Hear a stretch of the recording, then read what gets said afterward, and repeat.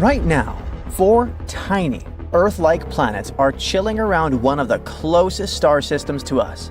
We're talking second closest. These little rocky worlds are each about 20 to 30% the mass of Earth. So not quite Earth 2.0, but still pretty solid. Will one of them become our new home one day? Well, all of them are pretty close, so future humans might actually visit them someday. Not like next year or anything, but we could potentially send missions there. Don't expect any extraterrestrial neighbors, though. Those planets probably aren't home to life, or at least not anything we'd recognize. Let's take a look at them. The planets are called Bernard B, C, D, and E. How creative, huh? The innermost has a mass of 26% of Earth. The second one is a bit bigger, with a mass of 30% of Earth. The third one has 4% more mass than the previous. And the outermost is… no, it's not the biggest. Actually, it's just a baby, with a mass of 19% of Earth. All the planets are likely rocky, like the inner planets of our solar system. They orbit their star very closely. That's why they only need a few days, under a week, to make a full circle. Now, what about that star these little guys are circling? It's called Bernard's star. Astronomers have always had a hunch there might be at least one planet orbiting it. First off, this star is super close, in cosmic terms, of course. Only the Alpha Centauri trio is closer to us. Bernard's star is just under 6 light-years away, which is basically next door. At the same time, it's not like our Sun. Bernard's star is a red dwarf, the most common kind of star out there. It's got only about 1/6 the mass of the Sun. But red dwarfs are a goldmine for learning about planets outside our solar system. And studying Bernard's star can help scientists figure out what planets around single stars, like our Sun or this red dwarf, are like. Or what kind of environments red dwarf planets might have. And most importantly, we might finally find the answer to this super important question. Could any of these places actually support life? For the longest time, scientists thought there might be a big Jupiter-like gas giant hanging out near Bernard's star. All because the star has a little wobble. It looks as if it shifts towards and away from Earth over time, so something might be tugging on it. Interestingly, it wasn't a giant planet doing the pulling. According to a study from March 2025, it's actually 4 smaller rocky planets, each about 4 times the mass of Mercury. One day, they ganged up and started tugging on the star together. These planets are incredibly close to their star, so close that they can whip around it in just a few days.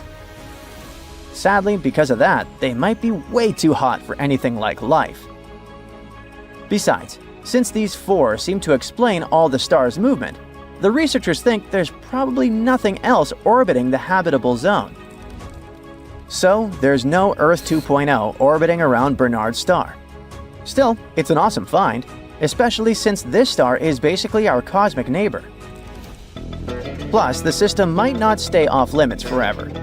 With nuclear fusion engines or light sails, futuristic propulsion systems that could make the trip way faster. We might probably go there one day. And then we'll finally figure out if these worlds are really lifeless and maybe even colonize them. Now, let's see how scientists found the star's hidden planets. Normally, astronomers spot exoplanets when they catch them crossing in front of their stars and blocking some light.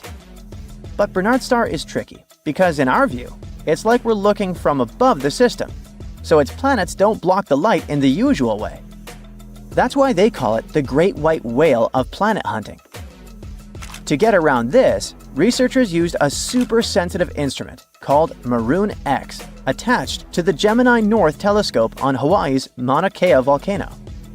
Over 112 nights, spread out across 3 years, the telescope picked up tiny changes in the star's movement. These shifts let scientists figure out how many planets must be tugging on the star, as well as estimate their sizes. At first, they found 3 planets. But then they used another device, deliciously called espresso and located at the Very Large Telescope in Chile. And only after a shot of this espresso did they find a fourth planet. By combining the data from both instruments, they were able to more or less confidently say their findings were solid, not just random glitches in the data. Even though red dwarfs, like Barnard's star, are the most common type of star in the universe, most are way too far for us to see planets around them easily. These new findings suggest that small rocky planets could be pretty common around these stars, and that's huge for future discoveries. Now, finding new exoplanets is cool and all, but it might be even more exciting to dwell on their birth and evolution. And a recent study has made the sweetest discovery ever. Newly born exoplanets might actually look like Smarties, that popular British candy, rather than spheres. We've always kinda assumed that baby planets are born ball-shaped, but they might be oblate spheroids instead. A team of scientists from the University of Central Lancashire in England used computer simulations to build a model of the formation of planets in dense gas disks surrounding young stars. After that, they compared these models with actual observations and noticed that the young planets took pretty unusual shapes. The thing is that even though almost 6,000 exoplanets have been discovered so far, astronomers still don't have a clear understanding of the sequence of events marking their birth and early evolution. But this new research might finally shed light on this process. So, the astronomers examined the formation mechanisms of gas giant planets like Jupiter and came to the conclusion that planets built up from their centers. After that, the researchers focused on the initial shapes of such planets. They were also interested in how they could encourage the growth of these planetary seeds. How could they turn into such massive planets, some of them bigger than our solar system's largest giants? According to the standard theory of the formation of planets, such growth happens gradually and smoothly. First, dust particles start to stick together, turning into larger and larger objects. This process lasts for a very long time and is known as core accretion. It's the model of planet formation scientists favor. There's another theory, according to which planets' birth might happen over shorter periods of time. This data involves a protoplanetary disk, a disk of gas which makes up 99% of its mass, and dust, around 1%. This disk orbits a newly formed star, and hypothetically, planets might form from this cloud. Protoplanetary disks are likely to be common byproducts of star formation. They might range in mass from 0.001 to 0.3 solar masses. Inside such disks, matter slowly moves inward, and dust particles grow bigger, to the size of pebbles. At one point, after 2 to 3 million years, a giant rotating protoplanetary disk breaks into pieces, and that's how baby planets are born. This theory is known as the disk instability model. As for the model built by the team, it seems to support this second, less favored theory, rapid planet formation through disk instability. All because this theory explains how large planets can form relatively quickly at pretty large distances from their host stars. As for the weird flattened shape of these newly formed planets, it might be due to the material falling onto them. Most likely, it goes mainly to the poles of new planets. One of the main conclusions of the research is that the appearance of young exoplanets, as we see them from Earth, may vary depending on how they're angled. If Earth is directed face on to an exoplanet, it will seem that the latter has a traditional spherical shape. But if seen on edge, a baby exoplanet will look like a real Smartie. The team is going to continue to investigate the formation of planets with the help of an improved computer model. They believe they can find out the role the environment around a young planet plays in affecting its shape and formation. You're gazing up at the night sky. Wow! For much of our history, we've been looking for life among these stars and the planets near them. But space has eyes too, and there's someone out there looking at us, maybe. Scientists claim that at least 29 distant planets may be watching us right now. So comb your hair and smile. We've so far identified at least 1,715 neighboring star systems in the Milky Way that can detect our planet with conventional telescopes. These stars are located in our galaxy. So if they were to point their telescopes at our Sun, sooner or later they would see a small dot that passes between our home star and the observer. This is called a transit. It's a method of detecting planets in astronomy. For example, you can observe transit phenomenon right at home with a telescope. You have to point it at the Sun and wait. Then you'll see Mercury. That's the closest planet to the Sun, and now you see it as a small dot. Mercury transit process can last about 5 hours, and this phenomenon happens about 14 times in a century. You'll be able to observe the next transit on November 13, 2032. Mark your calendar. Likewise, you can observe Venus, the second planet from the Sun, but because it's farther away, its transits are less frequent.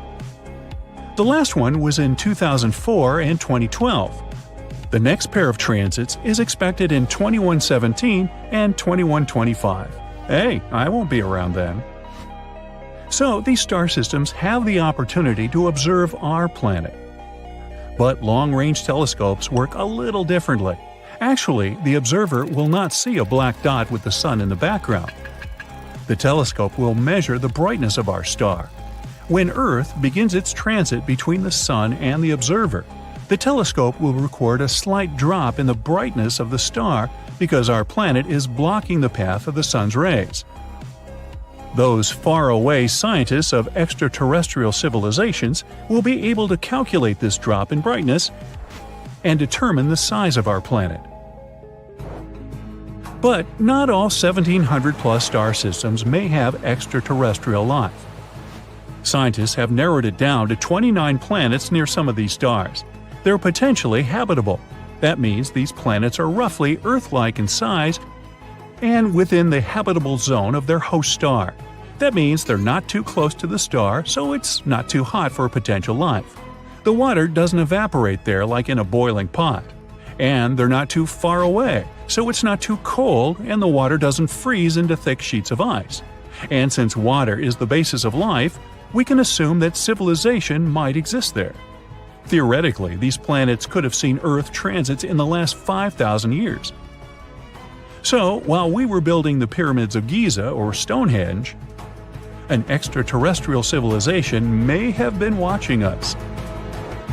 One of these planets is only 11 light-years from our home. Near the Ross 128 star, a red dwarf in the constellation Virgo. There's an exoplanet about twice the size of Earth and right in the habitable zone of its host star. Theoretically, the inhabitants of this planet could see Earth transit the Sun on a regular basis for 2,000 years.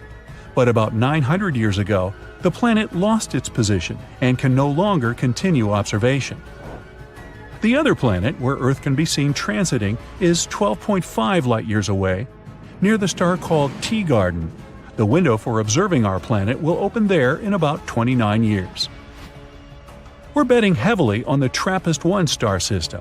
It hosts at least 7 exoplanets, almost like our solar system. And 4 of them are in the habitable zone of the star.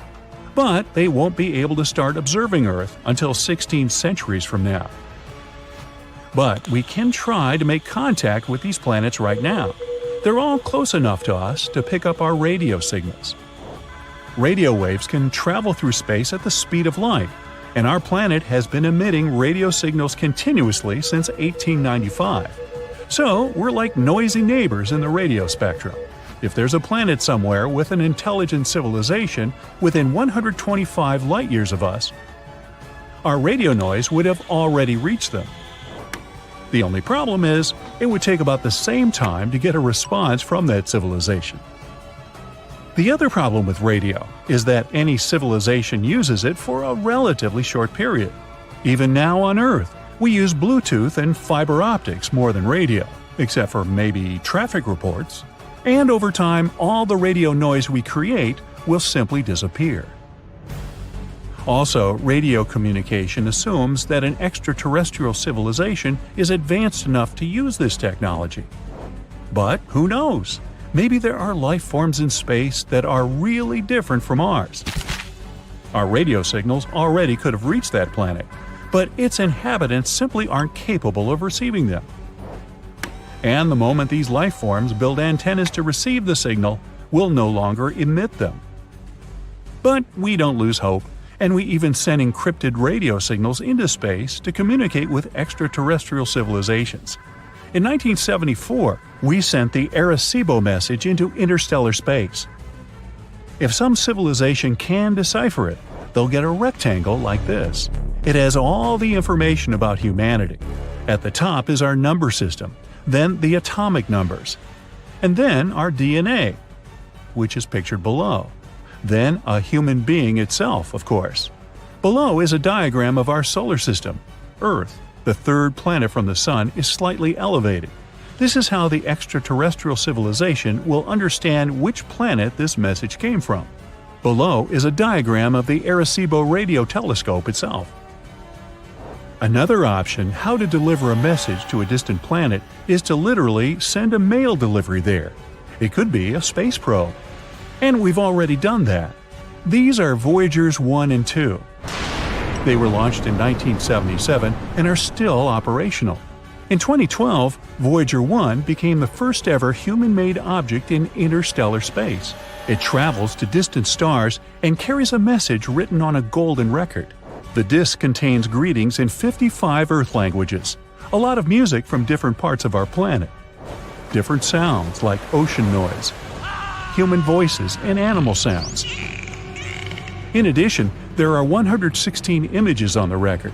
These are pictures of people and earthly landscapes. In these pictures, there's information about the Sun and our DNA. The record case contains instructions and a needle to play the record. There's also a map of our galaxy's pulsars so that astronomers from an extraterrestrial civilization can find our solar system. The main disadvantage of sending a message this way is time. Voyager 1 will reach its first stop, the Gliese 445 star, in 40,000 years. Voyager 2 will reach the Ross 248 star in 42,000 years. And in about 296,000 years, it'll pass Sirius, the brightest star in the night sky. I can't wait.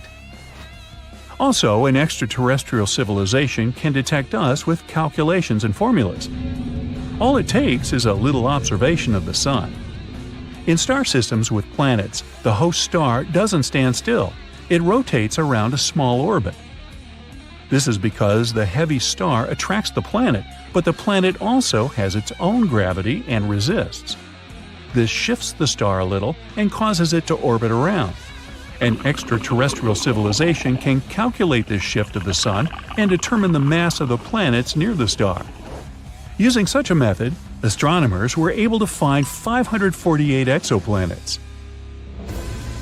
Now suppose we made contact with an extraterrestrial civilization near the closest star, Proxima Centauri. There's indeed an exoplanet there, but radiation from the host star would destroy any life forms. But imagine we still got a return signal. It would be the slowest chat in history, because our message would take 4.2 years to reach the planet, and we'd have to wait another 4.2 years to get a response. And so we arranged to meet. This civilization doesn't know how to fly into space.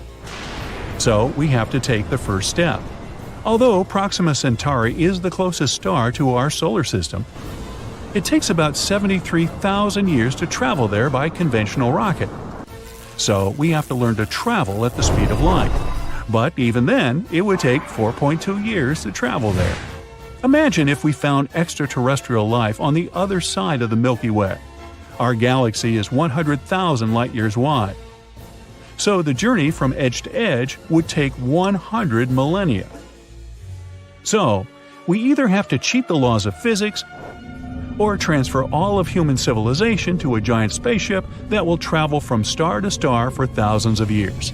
And when it launches from Earth, only the great and many more greats of the first crew will be able to see another star system from the spaceship portal. Hey, can you move your head? I'm trying to see out the window. The search for ET is on. It's most definitely on. With the successful launch of the James Webb Telescope, the search for Earth-like planets has become a riveting topic of worldwide attention. Apart from the James Webb Telescope, other tools are being used to find good Earth-like candidates. The TESS satellite and the Kepler telescope are at the forefront of searching for other Earths. After we first clear the air of a few pesky philosophical questions, we'll take a close look at these two searches and what the James Webb Telescope hopes to find. So, why are we searching for Earth-like planets? Well, because we can. Incredible advances in Earth-bound telescope technology have enabled ultra-precise observations of starlight, which led to the earliest discovery of exoplanets. As planets go around stars, there's a gravitational interaction between the planet and the star. They pull each other. The planet's pull upon the star will cause the starlight to wobble back and forth ever so slightly as the planet or planets orbit the star. This has always been the case, but the wobble of the starlight was never able to be detected because starlight always twinkles. You know, twinkle, twinkle, etc. Adaptive optics inside telescopes is the technological breakthrough that first enabled astronomers to find exoplanets by taking the twinkle out of starlight. Mechanical springs on the underside of telescope mirrors bend the mirrors ever so slightly to neutralize the distortion, the twinkle, caused by starlight passing through Earth's atmosphere. Without the glimmer of starlight, the slight wobble caused by planets pulling gravitationally on the stars is observable. The bigger the wobble, the more planets. It's called the astrometric method of exoplanet detection. Isn't that a mouthful? Whole star systems and literally thousands of exoplanets were inferred to exist around nearby stars by analyzing the wobbly patterns of starlight. But the planets themselves could not be seen. Suddenly, our solar system was not unique anymore. Astronomers got giddy over the inescapable conclusion that probably every star had planets. It became impossible not to ask the poignant question, is the Earth unique, or are there other Earths? What's the big deal about finding Earth-like planets anyways? Well, considering all the financial resources the developed countries are spending on finding Earth-like planets, it can be said without a doubt that it's definitely a big deal. Including the launched James Webb Telescope, which cost $10 billion, the Kepler Space Telescope, which cost $550 million, and the TESS satellite, which cost $200 million.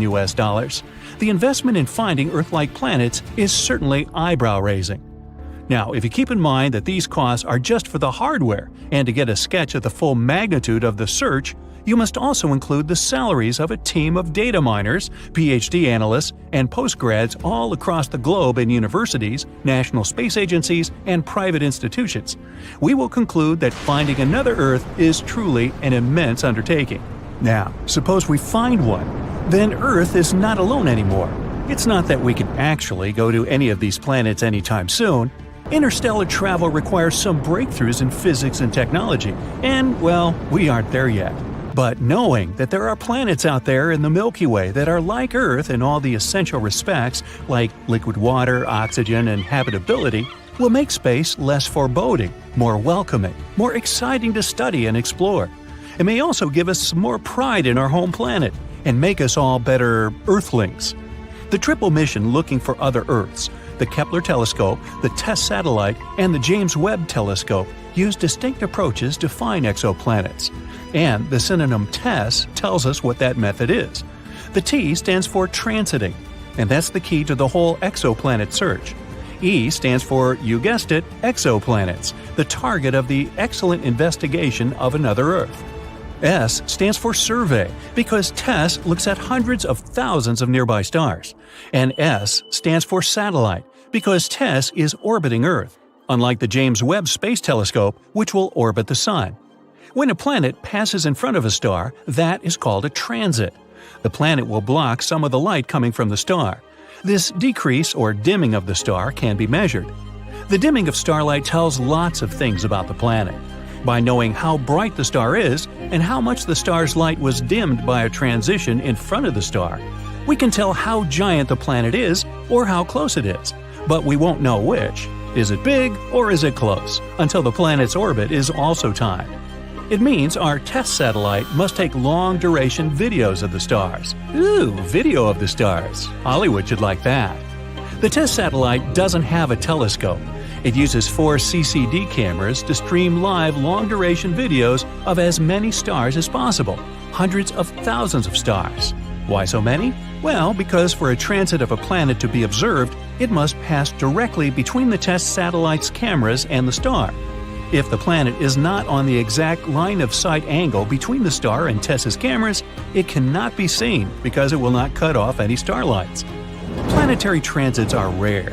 For example, Venus passes across Earth's view of the Sun only every couple hundred years, yet TESS's cameras are seeing many planetary transits among the hundreds of thousands of stars it takes streaming long-duration videos of, and you know what that means.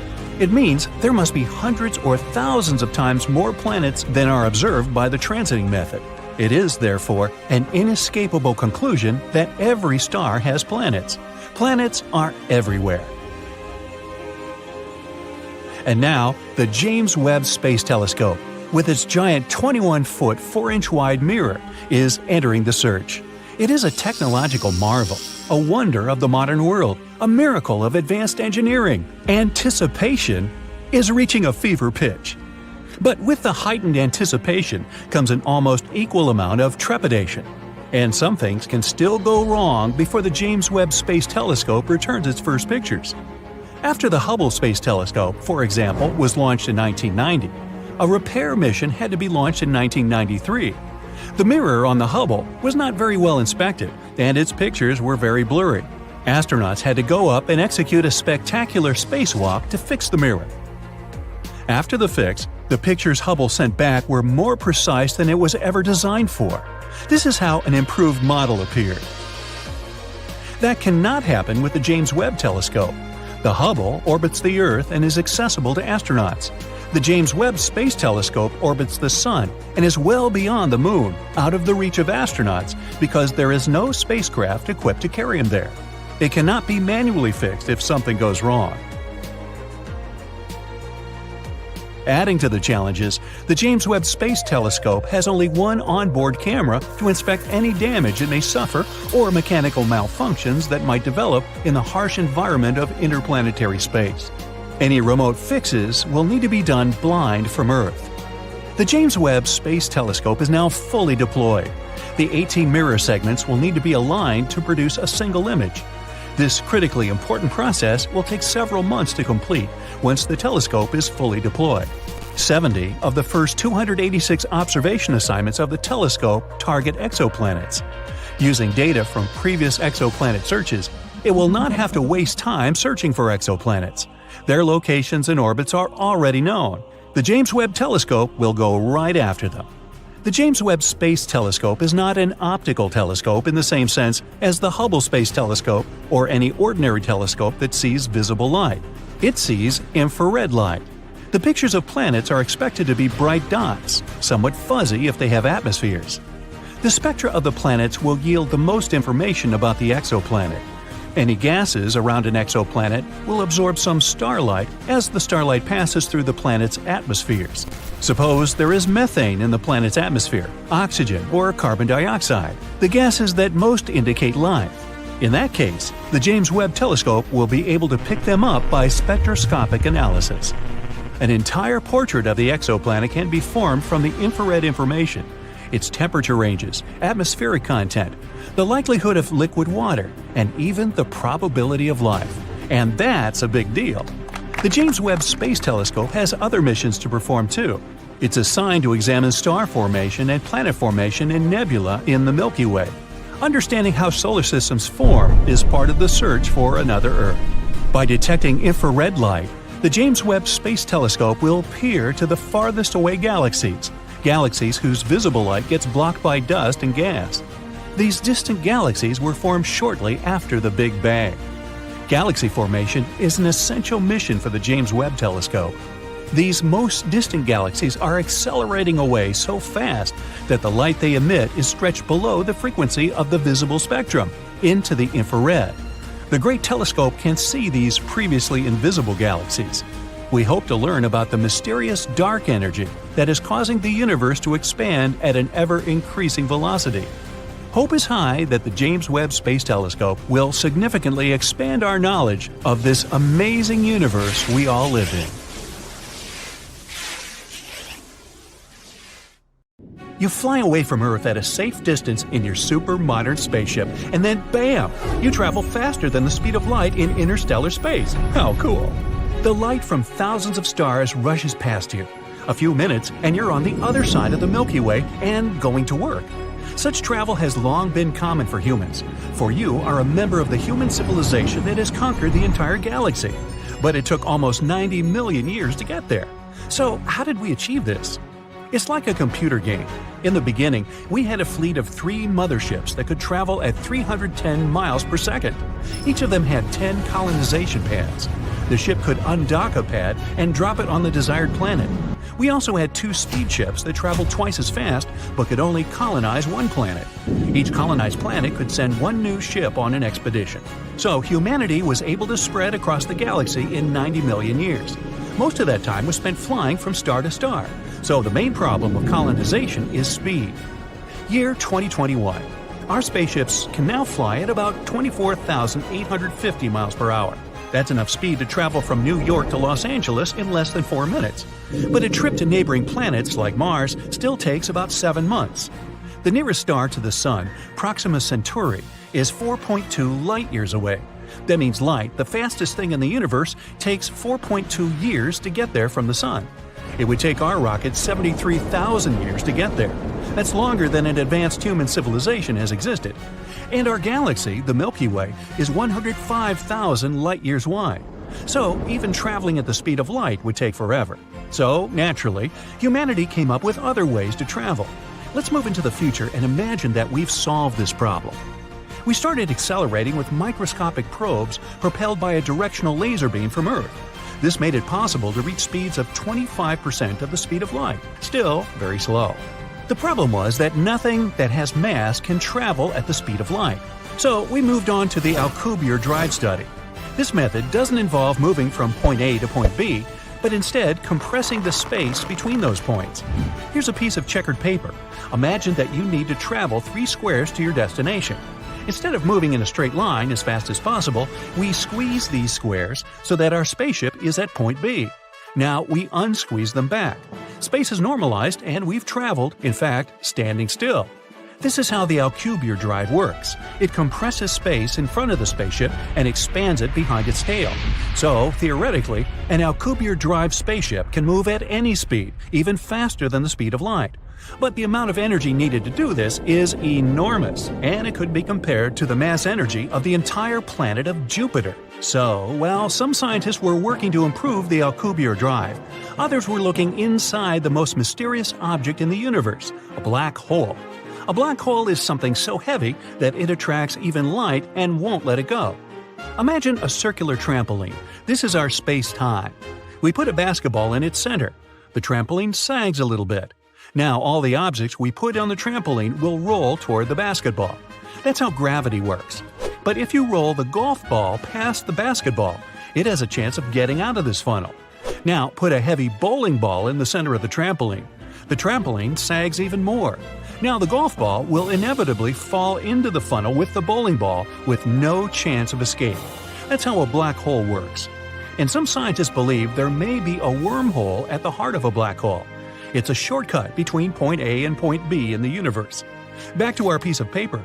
Instead of moving straight ahead, we fold the piece so that point A is right above point B. Now we make a hole in the paper and move to point B. We unfold it back and voila! You've arrived at your destination. So there's a theory that if a spaceship enters the black hole's gravitational field and withstands the incredible stress there, it can exit to any other point in the universe which that wormhole led to. It might even be another galaxy, or even a parallel universe. Well, our research was successful, and now, looking at a map of the Milky Way, we can get to absolutely anywhere.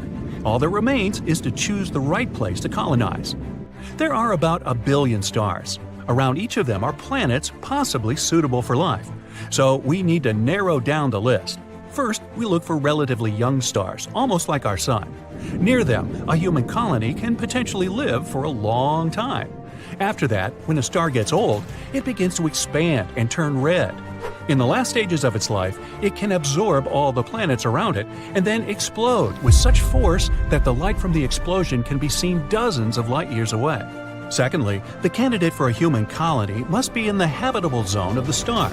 It's a sweet spot, not too far away from and not too close to the star, so that it's not too cold or too hot there. In other words, water on the planet must exist in liquid form. Also, the candidate planet must have a solid surface so that we can live on it. Another important factor is the size of the planet. If it's too big, its gravitational force will press on us. It'll be harder for us to jump, walk, and lift weights on this planet because we're used to the Earth's gravity. But if the planet is too small, we'll feel like real strongmen there. We'll be able to jump high and lift large weights. But then our muscles will lose tone and our health will deteriorate. So, we're looking for a planet about the size of Earth. Altogether, we have about 100,000 star systems that fit our parameters, so we start exploring and colonizing. And here's our first target. We've named this planet New Home. Clever. We fire up our faster-than-light engine, and bam, we're there. Even though this planet fits all our criteria, it's still hard to call this place home. Desert landscapes with lots of craters and canyons. We'll have to work hard to make this place look like Earth. The terraforming phase of the planet is about to begin. That means we're going to change the climate and the atmosphere here. We need about 78% nitrogen and 21% oxygen so we can breathe here without spacesuits. So we're launching air plants. Other plants will produce water. We're also building power plants and a plant to produce fuel for our spacecraft. Last but not least, food extraction. Once everything is ready, the colony here can exist on its own. And after several centuries, this planet will be developed and populated enough to send an expedition to colonize neighboring worlds. So, for many millions of years, humanity has been weaving its web in the Milky Way. From one planet to another, we've colonized our galaxy. Humanity is now not only multiplanetary, but also interstellar. The next goal is to make us an intergalactic species. Here's our Milky Way. Zoom out. This is the local group of galaxies. Each one contains millions of stars, candidates for colonization. We have to travel 5 million light-years to get there. Zoom out again. Virgo supercluster. There are about 100 clusters of galaxies similar to our own. Zoom out again. Billion light-years from our home. Neighboring superclusters. Now, each galaxy looks like a little dot, and there are thousands and millions of them. Zoom out even more. 14 billion light-years from Earth. This is our observable universe. There are about 2 trillion galaxies. Even at 1,000 times the speed of light, it would take us billions of years to colonize even 1% of the stars here. But it's not over yet. There's a cold spot on the map of the observable universe. Some scientists think it's a scar from a collision of our universe with a neighboring one. They say the universes could be like bubbles, each containing trillions of galaxies. Once such bubble crashed into ours, and its gravitational force ripped clusters of galaxies out of our universe. If this is true, then parallel universes do exist.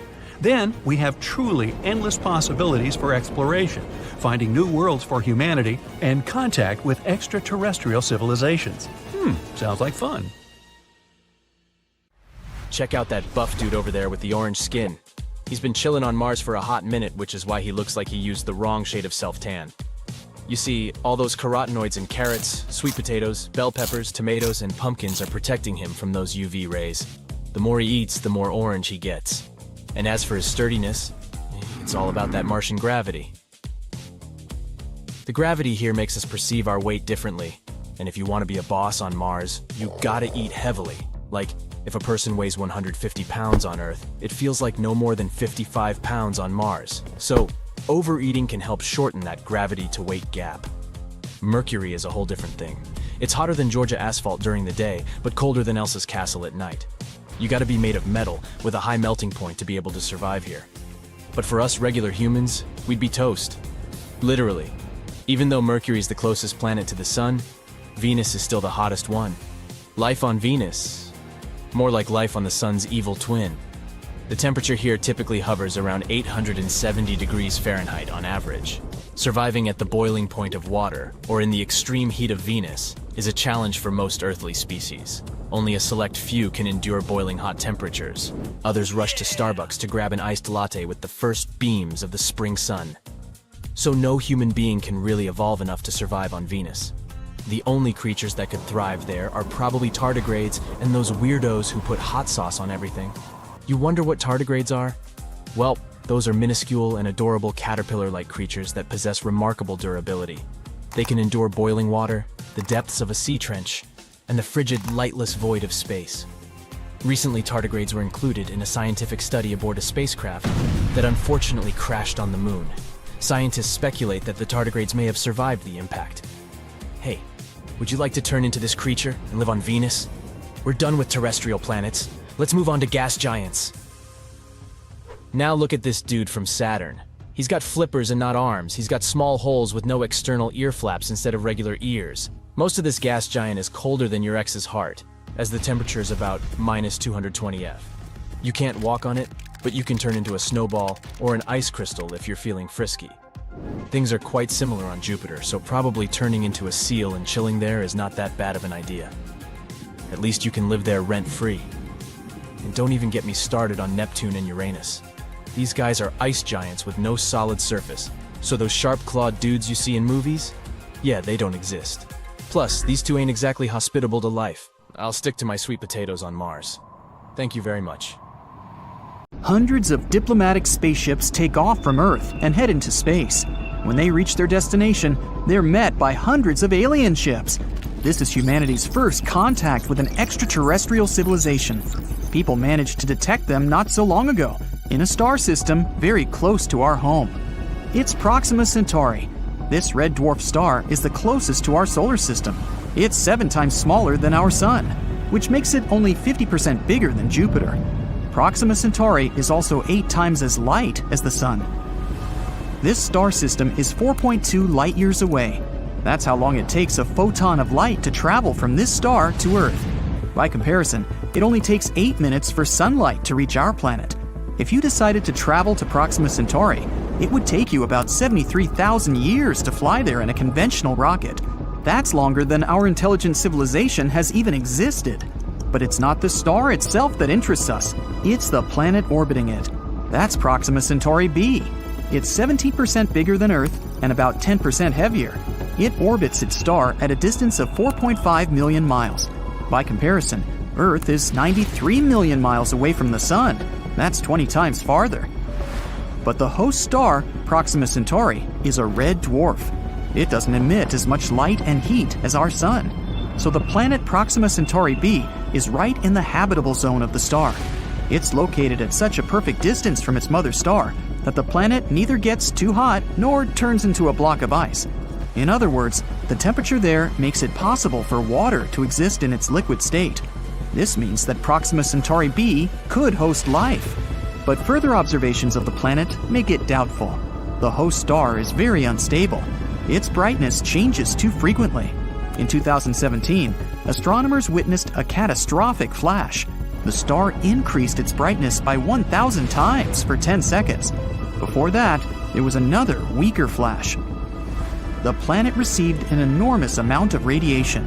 If there had been life there, that flare would have wiped it out completely.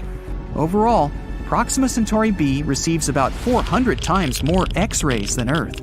Complex living organisms cannot live under such conditions.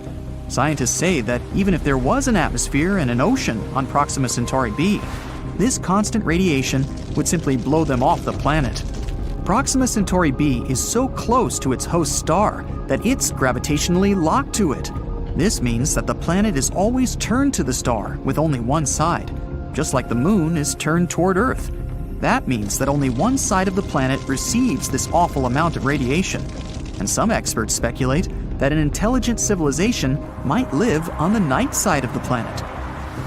And it could be this civilization that sent us the strange signal that astronomers caught in 2019. Scientists described it as, quote, a bright long-duration optical flare, accompanied by a series of intense coherent radio bursts. This radio signal was observed for 30 days by one of the radio telescopes on Earth. Scientists thought the signal was artificial and could have been sent by an extraterrestrial civilization. Presumably, the signal came from Proxima Centauri b, or one of the moons that might be in that star system. But further observations failed to detect the signal. Now, the main theory claims that this radio signal is just some kind of interference from some technology on Earth. But what if it was really sent by a civilization living on the dark side of Proxima Centauri b? Well, we may soon find out for sure. People are launching a brand new telescope into space. It's the James Webb Space Telescope. It's scheduled to be launched at the end of 2021. A booster rocket will take off from Earth and reach orbit. Then, it'll deliver the telescope to a specific point between our planet and the Sun, where their gravitational forces are roughly equal. Plus, there's no light pollution in space, unlike on Earth's surface. There are also no clouds or other weather conditions that might interfere with the telescope. The James Webb Space Telescope will replace the Hubble telescope, which has been operating in space since 1990. The new telescope costs $9.8 billion. And here's why. It'll use a mirror as wide as a boxing ring. This will allow the telescope to see very far into space. So far, in fact, that the light from some events happening there won't have reached Earth yet. This means we will literally be able to look back in time. The James Webb Space Telescope will see the universe almost immediately after the Big Bang. We'll see how the first stars and galaxies were born, and how the universe turned into what we observe today. But also, this telescope can be used to examine Proxima Centauri b. Astronomers will be looking for artificial light there, like the LED lights we have on Earth. If Proxima Centauri b really hosts life on its night side, then the locals must have learned to transfer heat and light from the day side of the planet, and they would have to use artificial light to support life on their side. The James Webb Space Telescope is powerful enough to distinguish the light waves emitted by the star from those that might be created by someone on the dark side of the planet. And if we do detect some artificial light, we'll have the first ever confirmation that an intelligent civilization might exist outside our solar system. But there's always room for error in calculations and data interpretation. The only way to establish the truth once and for all is to send a space probe to Proxima Centauri. Then we can get real pictures of the planet. The main problem is distance. Although Proxima Centauri is the closest to the Earth star system, it still takes tens of thousands of years to get there. After all, the Voyager 1 space probe needed about 44 years just to leave the solar system. And that's just a small step compared to the actual distance to the nearest star. So we need other methods of travel, and they have to be much faster. Some scientists want to send microprobes to Proxima Centauri b. They won't be any heavier than a sewing needle. A launch vehicle will deploy about 1,000 of these probes into orbit. Then they will unfold a space sail. This is an ultralight material that will use the power of light to create thrust. When the sail is deployed, we'll focus a powerful laser beam onto it. This will accelerate the probes to about 20% of the speed of light. This will be an absolute speed record by our standards, but it'll still take about 21 years for these probes to reach their destination. And we'll have to wait for about 4 more years just to get the first signal from them. The Proxima Centauri star system isn't the only potential world to host life, and one of the tasks of the James Webb Space Telescope is to look out for other worlds. The telescope's powerful instruments will allow it to find relatively cold planets where temperatures are close to those on Earth. We'll be able to study in detail around 24 nearby star systems, and we'll be able to detect not only planets themselves, but also their moons. Scientists expect a boom in the discovery of exoplanets. From the start of the telescope in 2022, we'll constantly be detecting new worlds and learning more about those already discovered. The James Webb Space Telescope will allow us to better study our own solar system. Jupiter's moon Europa, for example. Scientists believe there might be water there. Although Europa looks like a block of ice, the moon's gravitational interaction with Jupiter heats its core. That likely makes the ice deep below the surface melt. So there's likely to be an ocean under the ice crust. Similar conditions could exist on Enceladus, Saturn's moon. This moon is geologically active. There are geysers that burst out of the cracks on the moon's surface. The James Webb Space Telescope's infrared instruments will be able to explore Europa and Enceladus in search of biosignatures. Those are the traces of life activity of living organisms or bacteria. This telescope is scheduled to operate for about 6 years, but in the future, we'll launch an even bigger one. It's called LUVOIR, which stands for the Large UV Optical Infrared Surveyor. Its mirror will be twice the size of that of the James Webb Space Telescope, and almost 7 times the size of the Hubble's. The telescope is scheduled to be launched in 2039. We'll get it into orbit with the help of a super heavy rocket.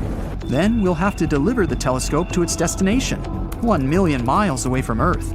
And then it'll begin its observations. We could learn to travel faster than the speed of light by that time. Then, if we find a potentially habitable planet with the help of the telescope, we can send a space probe, or even a team of explorers there. In this case, a diplomatic meeting with an extraterrestrial civilization might become a reality. 2022 and 2023 have been landmark years for discovering new, fascinating worlds. Last year, NASA surpassed 5,000 confirmed exoplanets. The list is incredibly diverse. It includes rocky super-Earths, gas giants like Jupiter, ice giants like Neptune, and so on. And this is just the beginning. There might be more than 1 trillion exoplanets in our galaxy alone. But the most important question is, how many of them are habitable, for us? Are there any planets on this list that could have life on them? Or that could be a future home for us? Of course there are. And in 2022-2023, we found as many as 5 of them. So buckle up and hang on for a wild ride beyond our solar system. The first planet on our list is Wolf 1069b, a boring and stodgy designation. So I'll simply nickname it Wolfie, because hey, who's going to stop me, NASA? A new study conducted by 50 starry-eyed astronomers confirmed something awesome. This exoplanet, Wolfie, which is located just 31 light-years away from us, could potentially be a rocky world. In other words, theoretically, it's a habitable planet. The team behind this discovery used a technique called radial velocity to detect the exoplanet. This is a way scientists study the movements of stars and planets. It's as if when you're playing catch with a friend, as they throw the ball to you, you can see it coming closer and closer. It's kind of like radial velocity. When a planet is moving towards us, it makes the star it orbits appear to be coming closer to us. When the planet is moving away from us, it also makes the star look more distant. Scientists can use this information to figure out what the planet is doing and how big it is. And that's how they found Wolfie. This exoplanet is estimated to be the Earth's size and about 1 1/3 times the mass of our planet. It's orbiting a red dwarf star who I'll call Wolfie's mama. But here's the real kicker. Wolfie orbits within its star's habitable zone, which means it's a prime candidate for liquid water to exist on its surface. That's like hitting the exoplanetary jackpot. Ooh, wish I had a ticket. The study estimates that if Wolfie does have an Earth-like atmosphere, temperatures could rise as high as 55 degrees Fahrenheit, which would mean liquid water could pool on the planet's day side. But here's the catch. The exoplanet is tidally locked to its star, meaning that the same side always faces the star. Just imagine, one side of the planet is always basked in the warmth of its star, while the other is in eternal darkness. Like middle school. Just kidding. The team behind the discovery believes it's a prime candidate for further studies, but we'll probably have to wait another 10 years for answers. Until then, we'll just have to keep searching the skies with our telescopes and crossed fingers. Our next planet is TOI 700e. What's a good nickname? NASA has just discovered a new planet that's set to take the galaxies by storm, or shall we say by orbit. I'll nickname it Toys Were Us. It's almost the size of Earth, most likely has liquid water on its surface, and it's only 100 light-years away. We're not talking about a road trip, of course, but this is close enough in the grand scheme of things. Toys Were Us is the 4th planet in its system, and it's got a bit of a short orbit, just 28 days to circle its star. Well, at least you would have a birthday every month. Hooray! This time, the discovery was made using the transit method. Planets themselves are incredibly small and hard to detect, but when a planet is in front of its star, it blocks some of the light coming from it, making it look a little bit dimmer. As soon as the planet moves away, the star gets brighter again. So, to find the planet, scientists watch very carefully to see if the star's brightness changes. If it does, that means there's probably a planet playing hide-and-seek with us. And that's how they discovered Toys Were Us. The TESS mission discovered it. It discovered 66 new exoplanets and 2,100 more candidates waiting to be confirmed. TESS has been very busy creating imaging for 75% of the sky. Talk about efficiency. Toys Were Us is located in the optimistic habitable zone, between planets C and D, but it may be tidally locked, just like Wolfie, so we might have to settle for a one-sided water world. The discovery of Toys Were Us is a promising prospect for future follow-up observations, and it demonstrates the potential for TESS to find even smaller exoplanets in the future. Who knows? It may find a new home for humanity among the stars one day, or at least a new vacation spot. Next, we have twins GJ1002b and GJ1002c. The galaxy just got a little bit closer to us with the discovery of two exoplanets, which I'll nickname Hansel and Gretel, that are just a stone's throw away from our solar system. That's right, these two Earth-like planets are located less than 16 light-years away, which is just a hop, skip, and a jump in space terms. For comparison, Proxima Centauri b is the closest Earth-mass exoplanet at 4.2 light-years away. So, these two new neighbors are among the closest to us. They both orbit a red dwarf star with barely 1/8 the mass of the Sun. It's quite cool and faint, but that's okay, since both planets are very close to it. Hansel takes 10 days to orbit its star, while Gretel takes just over 21 days. Even more birthdays, I guess. The discovery was made by an international scientific team and was no small feat. The team had to work together with two instruments, espresso and Carmini's. The result? A cafe latte. Nah. What they got were measurements so accurate, you could practically count the number of craters on the planet's surfaces. The big deal is, the planets are located in the habitable zone of their star and are just the right size, making them excellent candidates for future atmospheric studies. The lead author says, "Nature seems bent on showing us that Earth-like planets are very common. With these two, we now know 7 in planetary systems quite near to the Sun." Who knew our neighbors could be so friendly? In conclusion, the discovery of Hansel and Gretel is a giant leap for humankind. So let's all raise a glass of H2O, or whatever they drink on exoplanets, and celebrate it. The last planet on our list is LP890-9c, which I'll call Bob. This super-Earth, located about 98 light-years away, is roughly 40% larger than our home planet. Moreover, it has a twin, which I'll nickname Ray, which is up to 75% larger than Earth. More space is always good, right? The two planets orbit around the red dwarf star. Unfortunately, Ray is quite hot to the touch, with an estimated temperature of 253 degrees Fahrenheit, so don't touch. Its sibling, Bob, is located in the habitable zone of its star, making it a prime candidate for the potential of life. But let's remember that the actual temperature of the planets depends on their atmospheres. It's possible that Bob, being the outermost planet, has a runaway greenhouse effect, making it more like Venus than Earth. So it might be too hot to be habitable at all. But let's not lose hope yet. The James Webb Space Telescope, launched in December 2021, is on the case. With its cutting-edge technology and powerful instruments, including spectrographs, it can peer into the atmospheres of exoplanets and reveal which ones might be habitable. So let's see what it discovers. This planet has been listed as the second most favorable habitable zone terrestrial planet. Now it's on the list with 7 other Earth-like planets, all about 40 light-years away from us. Maybe they'll become our new homes in the future. Maybe we should fix the home we have. But until then, enjoy this moment and celebrate all these new discoveries. Who knows how many more planets we'll find in the future, considering how much technology develops each year? Thousands? Millions? Meanwhile, Bob and Ray, Hansel and Gretel, Toys Were Us, Wolfie and her mama will all be out there waiting for us. What if our moon was hollow? Would we be able to hide inside in case some terrible catastrophe destroyed our home planet? Well, The supporters of the hollow moon theory believe that it's actually a real option. The hollow moon is a hypothesis claiming that Earth's moon is either completely hollow or has quite a lot of place inside. The thing is, the moon is less dense than Earth, and it seems to support the idea of its hollowness. But according to science, the reason is the fact that Earth's upper mantle and crust are less dense than the heavy iron core of our planet. Then, there's also the claim that the moon rings like a bell.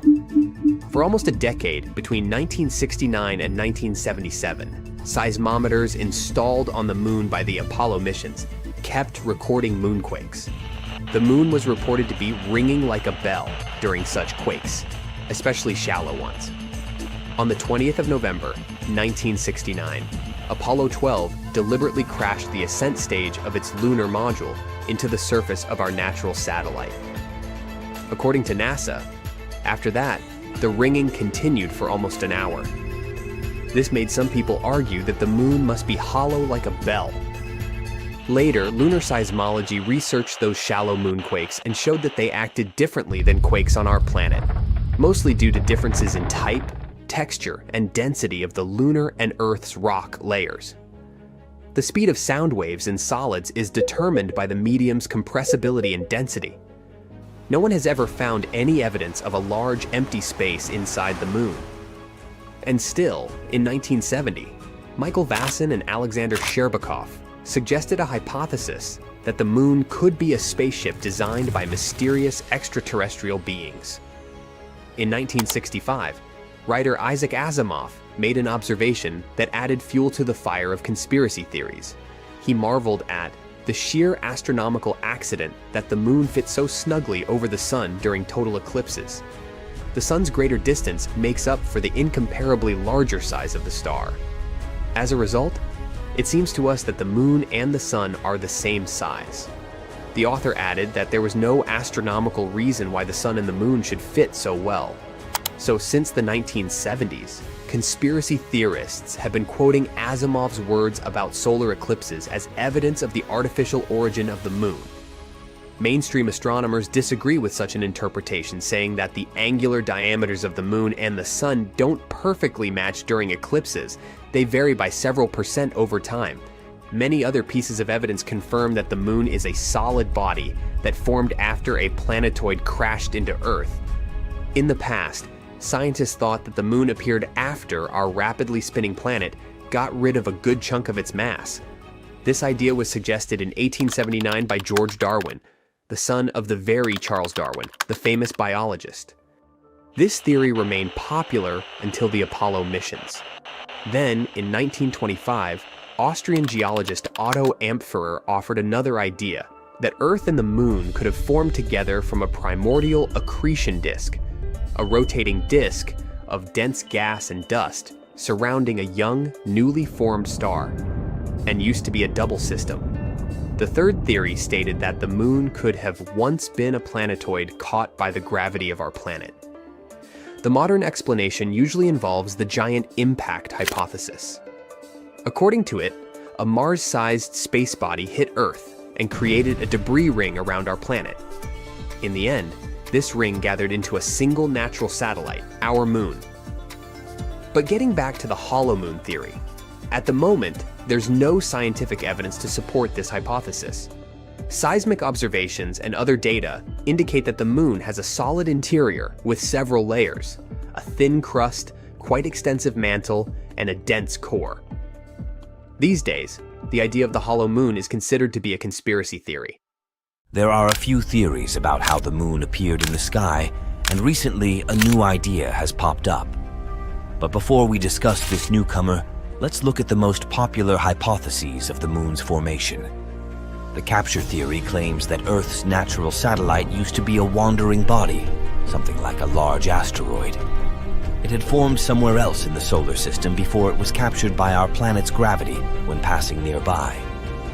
The accretion hypothesis suggests that the moon formed in orbit around Earth at the same time as our planet appeared in the darkness of the cosmos.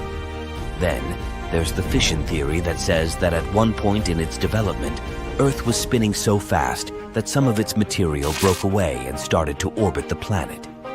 And the giant impact theory, which is the most popular these days, claims that the moon formed during a collision between Earth and another hypothetical planet called Theia, which was way smaller, probably the size of Mars. The resulting debris collected in an orbit around Earth and formed the moon. And now, let's move to the new theory you've been patiently waiting for. According to it, our satellite might have formed immediately, in a matter of hours, after the collision between Earth and Theia. The material from the two planets was likely launched directly into Earth's orbit right after the impact. It formed the moon and left traces deep inside Earth. In previous scenarios, Theia's remains were thought to have been scattered all over space, mixing with just a bit of the material coming from our own planet. But then, why do we see such shocking similarities between the moon's and Earth's compositions? Could it be that Theia was isotonically and chemically similar to Earth? Unlikely. But according to the new theory, more material from Earth was used to create the moon, its outer layers in particular. It might explain this similarity in composition. One more theory also tries to explain this mysterious similarity, the synestia model. According to it, our satellite formed inside a swirl of vaporized rock left by the collision. But this theory can't explain the moon's current orbit. The new single-stage theory does offer us plausible explanations for both the similarities in composition and the orbit of the moon. It might also provide us with some answers to previously unsolved mysteries. Since this scenario puts the moon into a wider orbit and gives it an interior that is not fully molten, it can explain the satellite's tilted orbit and thin crust. In any case, to confirm one of these theories, we need to analyze future lunar samples that will be brought to Earth by NASA's upcoming Artemis missions. Scientists will be able to get their hands on some material from deeper beneath the moon's surface and compare if real data matches these simulated scenarios. In the past, the Apollo missions already brought back about 1/3 of a ton of rock and soil from our satellite. These samples showed that Earth and the moon had some remarkable chemical similarities. They could only suggest one thing. These space objects had a linked history. If the moon had formed elsewhere and been captured by our planet's gravity later on, its composition would be very different from that of Earth. But if the moon had been created at the same time as Earth, or if it had broken off our planet, the type and proportion of minerals on the moon would be the same as on Earth. But they are a bit different. The moon's minerals contain less water than their terrestrial counterparts. The satellite is also richer in materials that form rapidly at high temperatures. That's why the most accepted model of the moon's formation these days is the giant impact model. Meteorites coming from the moon are a great source of data for studying the origins of our satellite too. They can tell us even more about the moon than Apollo samples, all because such meteorites come from all over the surface of the moon. Meanwhile, Apollo samples were collected just in one place near the equator, on the near side of the moon. Technological progress does not stand still, and over the past decade, the resolution of images of the lunar surface has improved greatly. Many pits have been discovered on the surface, and some of them are really impressive in size. The largest are hundreds of feet deep. However, technology is not yet advanced enough for us to study the bottom of such pits in detail. That's why a recent discovery is surprising. It turns out that huge pits can extend deep into the rock of the moon. It's a groundbreaking discovery. Let's figure out why. So look at this giant underground cave. Leonardo Carrere and Lorenzo Bruzone from the University of Trento were thrilled to finally confirm the existence of such structures on the moon. They analyzed images taken by the mini RF instrument on board the Lunar Reconnaissance Orbiter in 2010.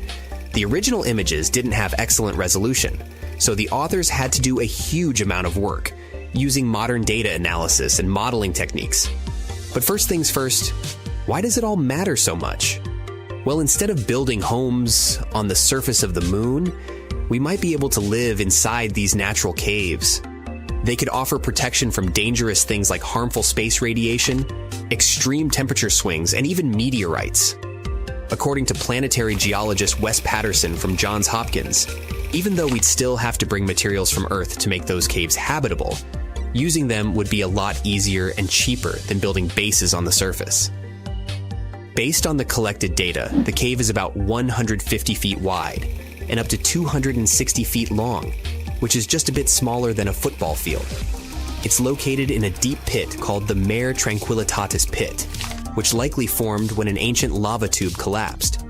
Although the moon has no active volcanoes today, billions of years ago, its surface was covered with lava that flowed through valleys, carving out these tubes below the surface. Over time, some of the lava tubes became unstable and collapsed, creating pits like the one in question. NASA's Lunar Reconnaissance Orbiter, LRO, has already found more than 200 of such pits on the moon. It means there could be hundreds of hidden caves waiting to be explored on our satellite. When publishing their findings in Nature Astronomy, the researchers suggested that the caves could offer future astronauts a safe place to live and work, protecting them from the moon's extreme conditions. And extreme they are. One of the biggest challenges of living on the moon is its temperatures. The lunar surface gets extremely hot during the day, reaching about 250 degrees Fahrenheit, and then the temperature drops below minus 200 degrees Fahrenheit at night. But inside the caves, the temperature could stay much more consistent. A separate study done in 2022 used computer simulations to predict that some of those caves could maintain a comfortable temperature of about 63 degrees Fahrenheit. Much easier to manage, right? Unfortunately, getting to the caves won't be easy. The Mare Tranquillitatis Cave is over 400 feet below the surface, at the bottom of a steep slope covered in loose debris. It would take some clever engineering to get up and down that slope. The options could be using jetpacks, a lunar elevator, or some other kind of technology. We must find a way to transport astronauts safely. There's also a lot more to discover. Radar technology could help scientists find even more caves and lava tubes on the moon. In the future, a spacecraft with higher resolution radar could even map the insides of the pits that LRO has already found. According to the researchers, this kind of complete survey could help them figure out the best locations for future lunar bases and other explorations. And there's another potential bonus. Those caves could contain water. Scientists have already found frozen water on the moon, under the surface, and in permanently shadowed craters. Tiny amounts are also scattered across the lunar dirt. Water is a critical resource for any moon base, and finding it in the caves could make the idea of living there even more realistic. All in all, this discovery could be a game changer for lunar exploration.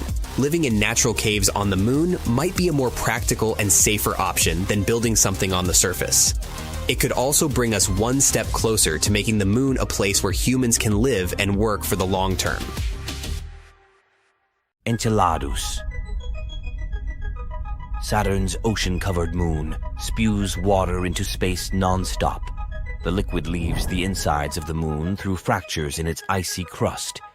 In the mid-2000s, the Cassini spacecraft analyzed the composition of these jets and spotted molecules that included ammonia and carbon dioxide. Both compounds are crucial for the existence of life on Earth. But recently, scientists have made another analysis of the Cassini samples. And this study has revealed a great chemical diversity of Enceladus. It makes this small icy moon one of the top candidates for finding life in the solar system. In an attempt to find out the true chemical makeup of the moon, researchers at NASA examined the data collected in 2001 and 2012 again. All this information was gathered by NASA's Cassini-Huygens mission. It flew a spacecraft through the impressive water plumes of Saturn's moon many times. The samples were analyzed by a special instrument identifying compounds by their molecular weight. This instrument is called a mass spectrometer, and Cassini had one on board. The initial analysis showed that the jets contained 5 types of molecules: water, carbon dioxide, ammonia, methane, and molecular hydrogen. But later, experts spotted a few bigger and heavier compounds, including ethane and hydrogen cyanide, as well as traces of methanol. The initial Cassini analysis didn't show these compounds because the equipment on board the spacecraft wasn't capable of identifying them. That's why it came as a surprise that Saturn's small moons could be so chemically active and able to produce heavy molecules. Together with previously found components like water and ammonia, the newly discovered molecules might serve as fuel and building blocks for microbes, which in turn means that they could probably support an independent origin of life. It's one of the reasons why, After the discovery of its oceans, Enceladus has been one of the main targets in the search for extraterrestrial life. The molecules might be mixing together through the hydrothermal activity on the moon's seafloor, creating a habitable environment where life could appear.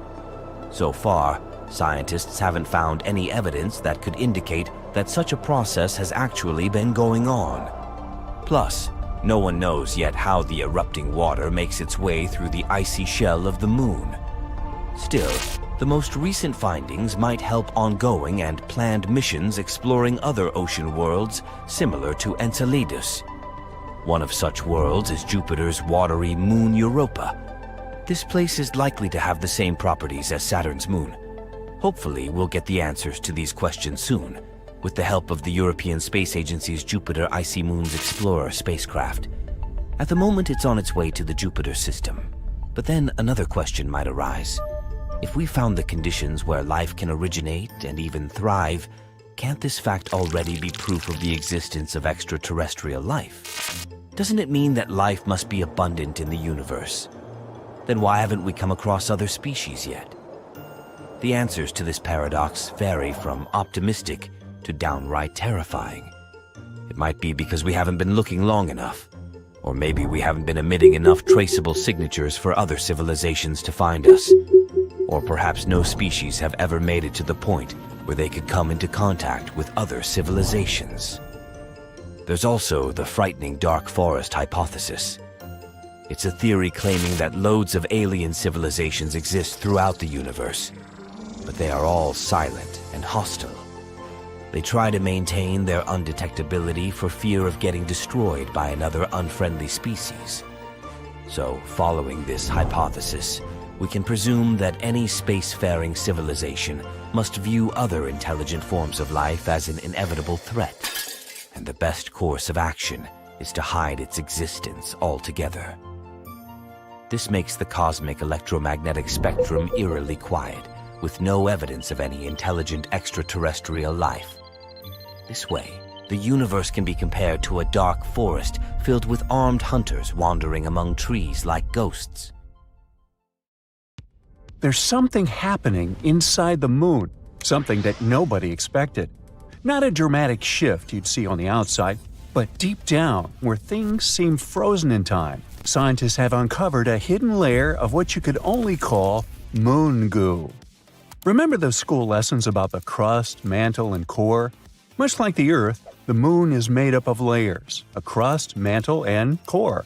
However, the moon's core is much smaller compared to ours.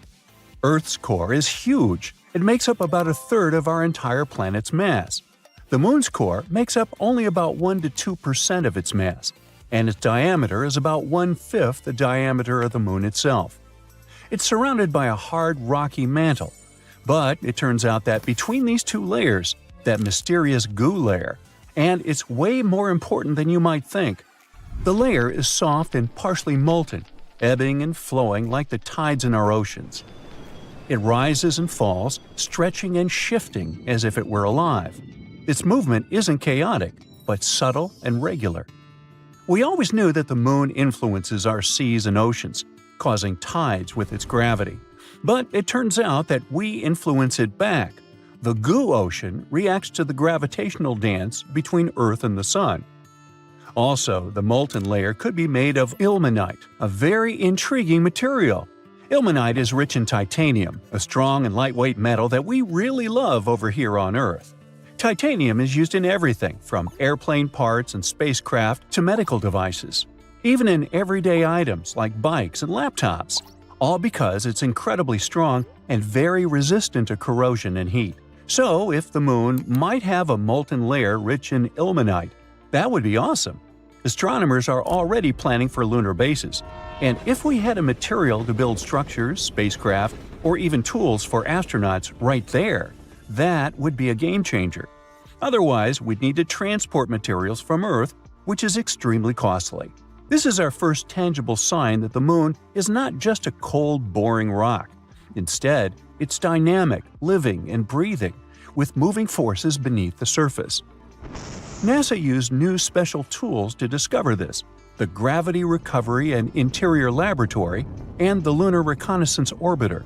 These are both space missions designed to study the Moon, but they don't just look at the surface like a telescope. Instead, they help measure things we can't see with our eyes, like the Moon's gravity and how it changes over time. Grail sent 2 small spacecraft around the Moon named Ebb and Flow. Clever. The idea was for these spacecraft to fly close to each other and measure tiny differences in the Moon's gravity as they go. It's like they were feeling the Moon's invisible pull in different places. If the Moon's gravity was stronger in one spot, the spacecraft moved closer together, and if it was weaker, they moved farther apart. This helps scientists understand what's going on inside the Moon, even if they can't actually go there. And the spacecraft intentionally crashed into the Moon in December 2012 to end the mission. The Lunar Reconnaissance Orbiter is a bit different. It takes super detailed pictures of the Moon and collects other important information about its surface. By combining the information from both Grail and LRO, we were able to find this goo layer. But this discovery actually challenges everything we thought we knew about lunar geology. How did this molten layer get there? How long has it existed? And perhaps more fascinating, how it stayed warm for millions of years? That's some million-dollar questions. The Moon's core generates heat just like ours. But it's not as easy as saying, oh, the core's heat probably keeps it warm and molten. Well, first, the Moon's core is much smaller and less active than Earth's, meaning it produces significantly less heat. Plus, the Moon is much cooler than Earth in general. With temperature dropping to minus 200 degrees Fahrenheit on the surface, how could this inner layer still stay in this flowing state? That's still a mystery. In any case, this goo could actually explain a lot of stuff about the Moon.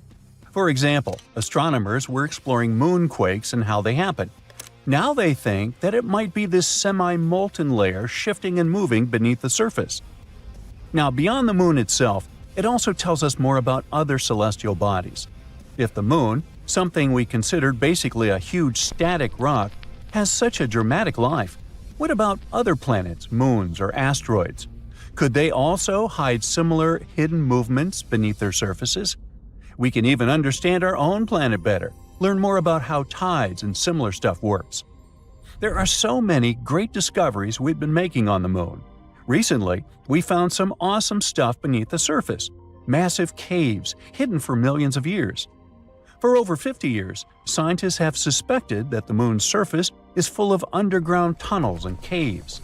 These are known as lava tubes because they were formed by lava. Duh! Millions of years ago, the Moon was pretty unstable. It underwent some volcanic activity, causing eruptions. When a volcano erupts, lava can flow across the surface. As the outer layer of the lava cools and hardens, it forms a solid roof of dark material. It's actually what these famous dark spots on the Moon are. These are dark, hardened remains of ancient lava. But the hot, molten lava continues to flow through the center. Once the eruption ends and the lava drains away, what's left behind is an empty hollow tunnel, hence a lava tube. On Earth, we have lava tubes in places like Hawaii or Iceland, where volcanic activity has created similar underground tunnels. The same thing happened on the Moon billions of years ago, although they're much crazier compared to ours. In fact, lunar lava tubes are now thought to be some of the largest and longest in the entire solar system. One such cave was discovered beneath the famous Mare Tranquillitatis, the place where Apollo 11 first landed, and it's at least 340 feet deep. Now, all these lava systems have remained hidden just beneath the surface, untouched for millions of years. Only now, they finally managed to prove their existence. Scientists from the University of Trento in Italy found them using special radar technology and advanced computer methods. These techniques let you see underground by sending radar waves.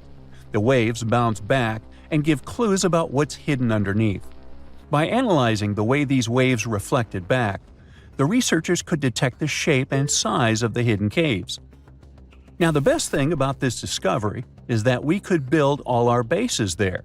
These caves protect from radiation, harsh winds, and meteoroids. NASA even found evidence that some of these caves stay at a steady 63 degrees Fahrenheit. That's some crazy coziness for the Moon. And on top of that, there could even be some water there. So humans could take shelter inside these natural tunnels and build entire colonies on the moon. And I know what you're thinking. Could unexpected lunar monsters hide deep in those caves? Well, sure. There's a huge potential for exploring these caves and finding some awesome stuff. But even if we manage to find a miracle, like small life or microbial organisms, there's a 99% chance that there won't be actual animals or monsters. It would just be impossible for them to develop in such conditions. But it would make a great horror movie. Researchers want to send robots or drones to explore the tunnels first, and then see if they're safe enough for humans. And it's not just the US getting in on the action. China is also investigating the possibility of using these moon caves as a future base, showing that the race to explore and settle the moon is heating up. Soon we might start constructing loads of stuff on the moon. All because India's moon mission has recently detected sulfur near the moon's south pole. This chemical element can come in extremely handy for creating infrastructure on our satellite. It's the first time this chemical element has been discovered on Earth's natural satellite. This sought-after element is mostly found near Earth's volcanoes. Its appearance on the moon speaks volumes about the satellite's volcanic history and its past atmospheric conditions. The mission's rover detected this chemical element less than a week after touching down around 70 degrees from the moon's south pole on the 23rd of August, 2023. This historic landing on the lunar surface made India the fourth country to safely land a mission on the moon. It's also the first spacecraft to touch down so close to the south pole of our satellite. It's an area of strategic importance because it's believed to be home to deposits of water ice. If it turns out to be true, future missions might be able to harvest it and turn this water ice into drinking water or even rocket fuel. For 2 weeks, the lander carried out the data collection, mainly focused on the analysis of the moon's soil and its extremely thin atmosphere. Meanwhile, the solar-powered Pragyan rover started its quest to find frozen water on the moon. As for the lander, it demonstrated another amazing feat on the 3rd of September. The spacecraft fired up its engines and lifted itself for about 16 inches into the air. Then it made a tiny hop to land 12 to 16 inches away from its original position. It's kinda a big deal. Being able to get a lander back off the surface of the moon is essentially for future missions, showing that they can safely return soil samples or even astronauts back home after a lunar mission. In September, the Indian spacecraft was put into sleeping mode. The 14-day-long lunar night was approaching, and the spacecraft wasn't designed to collect scientific data during this period of time. So far, we've learned about a few major findings of the mission. One is related to measuring the temperature of the moon's topsoil at different depths. Intriguingly, the surface of the satellite in that region turned out to be hotter than expected. It was believed that the temperature could be between 68 and 86 degrees Fahrenheit on the surface, but it was around 158 degrees Fahrenheit, way hotter than it should be. The other discovery indicates the presence of several chemical elements, including oxygen. Besides, the data received from the spacecraft confirms the presence of aluminum, calcium, iron, titanium, silicon, and other chemical elements on the lunar surface close to the South Pole.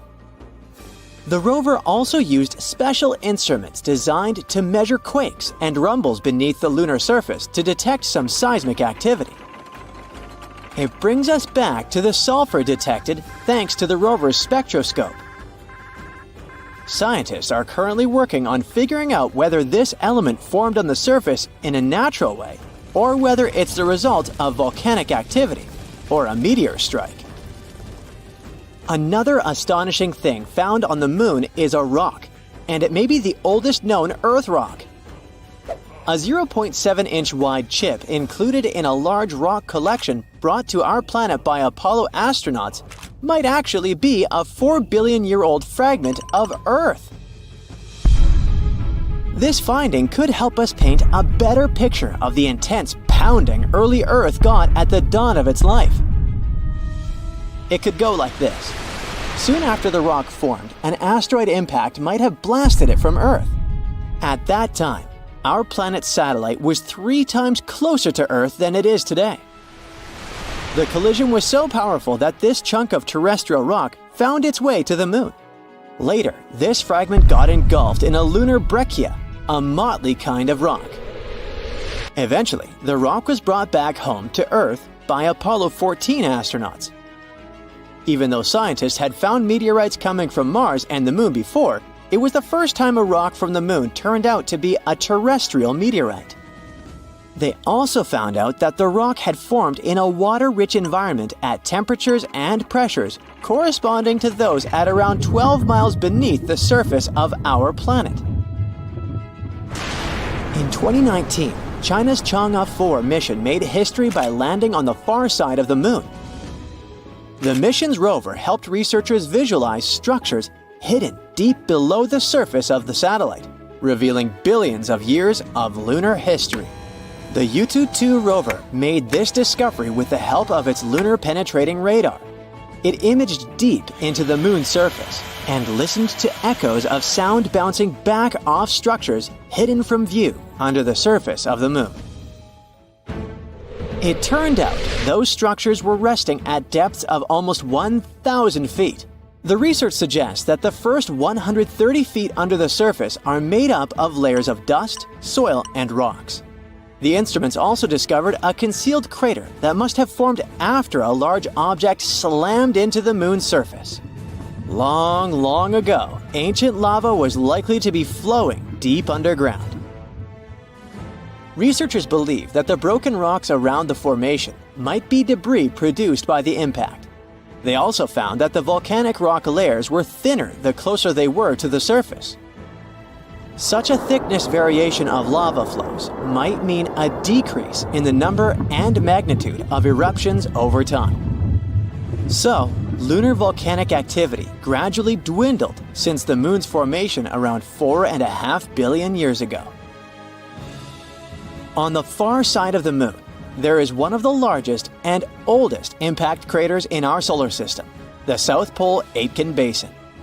Unfortunately, from Earth, you can only see its outer rim, which looks like a huge chain of mountains. It's a ginormous 8-mile deep dent, stretching for more than 1,500 miles in diameter and covering 1/4 of the moon's surface. Astronomers are sure that this crater appeared when an asteroid collided with the moon around 4 billion years ago. And now, look at this gigantic chunk of metal the size of 4 states of Connecticut. As for its weight in pounds, it's enough to say that the number contains 18 zeros. This mysterious mass is hidden about 180 miles under the moon's surface, somewhere in the middle of the South Pole Aitken Basin. It was discovered when GRAIL, which stands for NASA's Gravity Recovery and Interior Laboratory Mission, gathered data about our natural satellite. When examining this information, scientists noticed that in one place on the moon's surface, there was a weird change in gravity. After researching this phenomenon, they concluded that something mysterious was weighing down the basin floor there. So far, researchers haven't figured out the origin of the bizarre lump, but there are several theories. One of them claims that the finding is a chunk of dense oxide, which appeared when the moon was just taking its shape. At that time, the satellite was still covered with ancient oceans of magma, and the lump could be formed at the final stages of its cooling. However, most scientists support another theory, according to which the puzzling mass is part of the giant asteroid that once created the South Pole Aitken Basin. Since the thing is metallic, it's probably the iron-nickel core of the asteroid.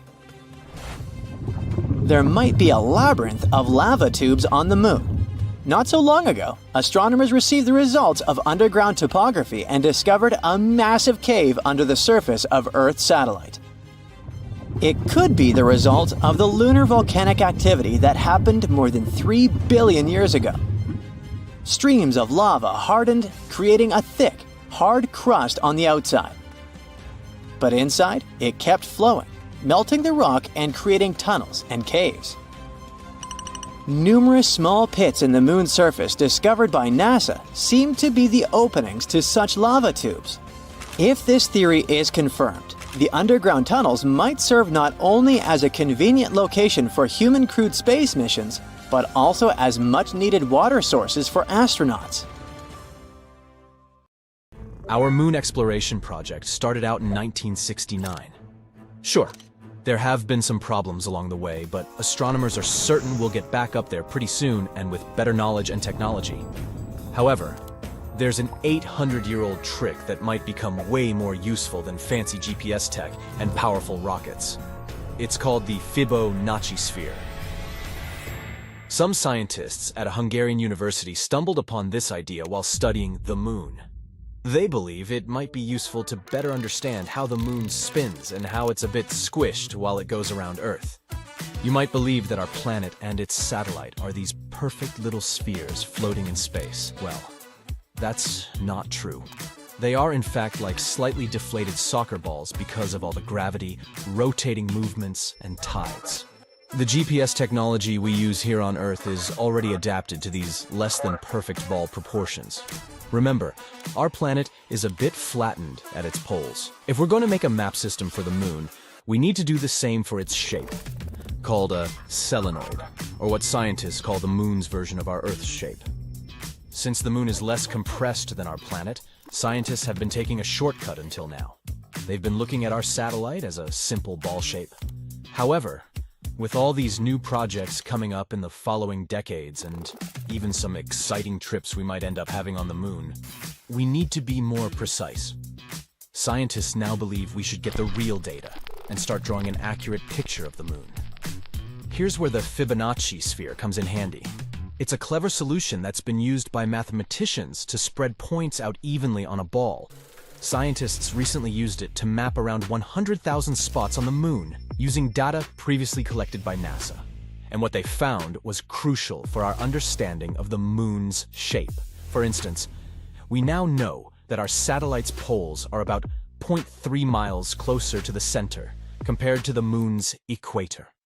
Sure, it might seem like a tiny detail, but if we adjust our GPS software accordingly before we land on the moon again, it might save us from getting lost up there.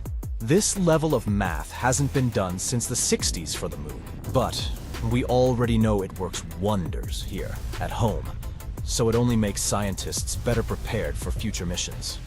This isn't the first time people have used Fibonacci's findings to come up with clever solutions. We've also seen it put to work in finance, agriculture, and in computer science. Let's see where it all came from.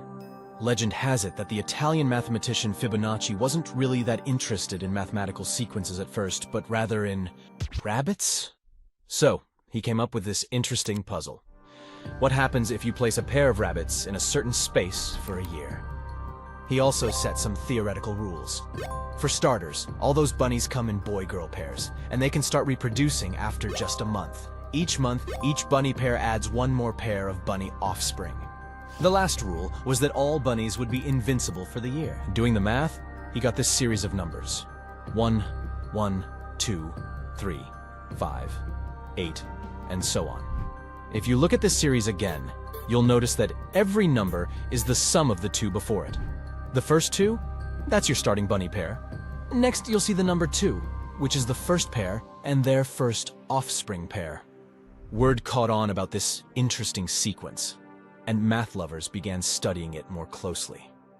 They started seeing this pattern very often in nature, like in how leaves grow on a plant or how seeds arrange on sunflowers. There's even a little experiment you can do to check it out. Start by grabbing some paper and a pen. Try drawing the Fibonacci spiral. Start with a tiny circle, then go bigger and bigger using those Fibonacci numbers. The first circle should just be a tiny dot on the paper, or the equivalent of 0.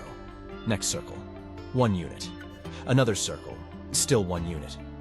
Keep it going and you'll see that the circles form this spiral pattern. Even as it continues to grow, it keeps its shape. You might have also stumbled upon the Fibonacci spiral as a symbol of hypnosis. In all fairness, there's little evidence you can confuse someone by making them stare into a spiral for a while. but its effects on our focus and our optic nerves can't be ignored. After you've stared at a spinning spiral, you might see how objects get smaller or bigger depending on the direction of the swirl. It's easy to understand why some experience this sensation as hypnotizing.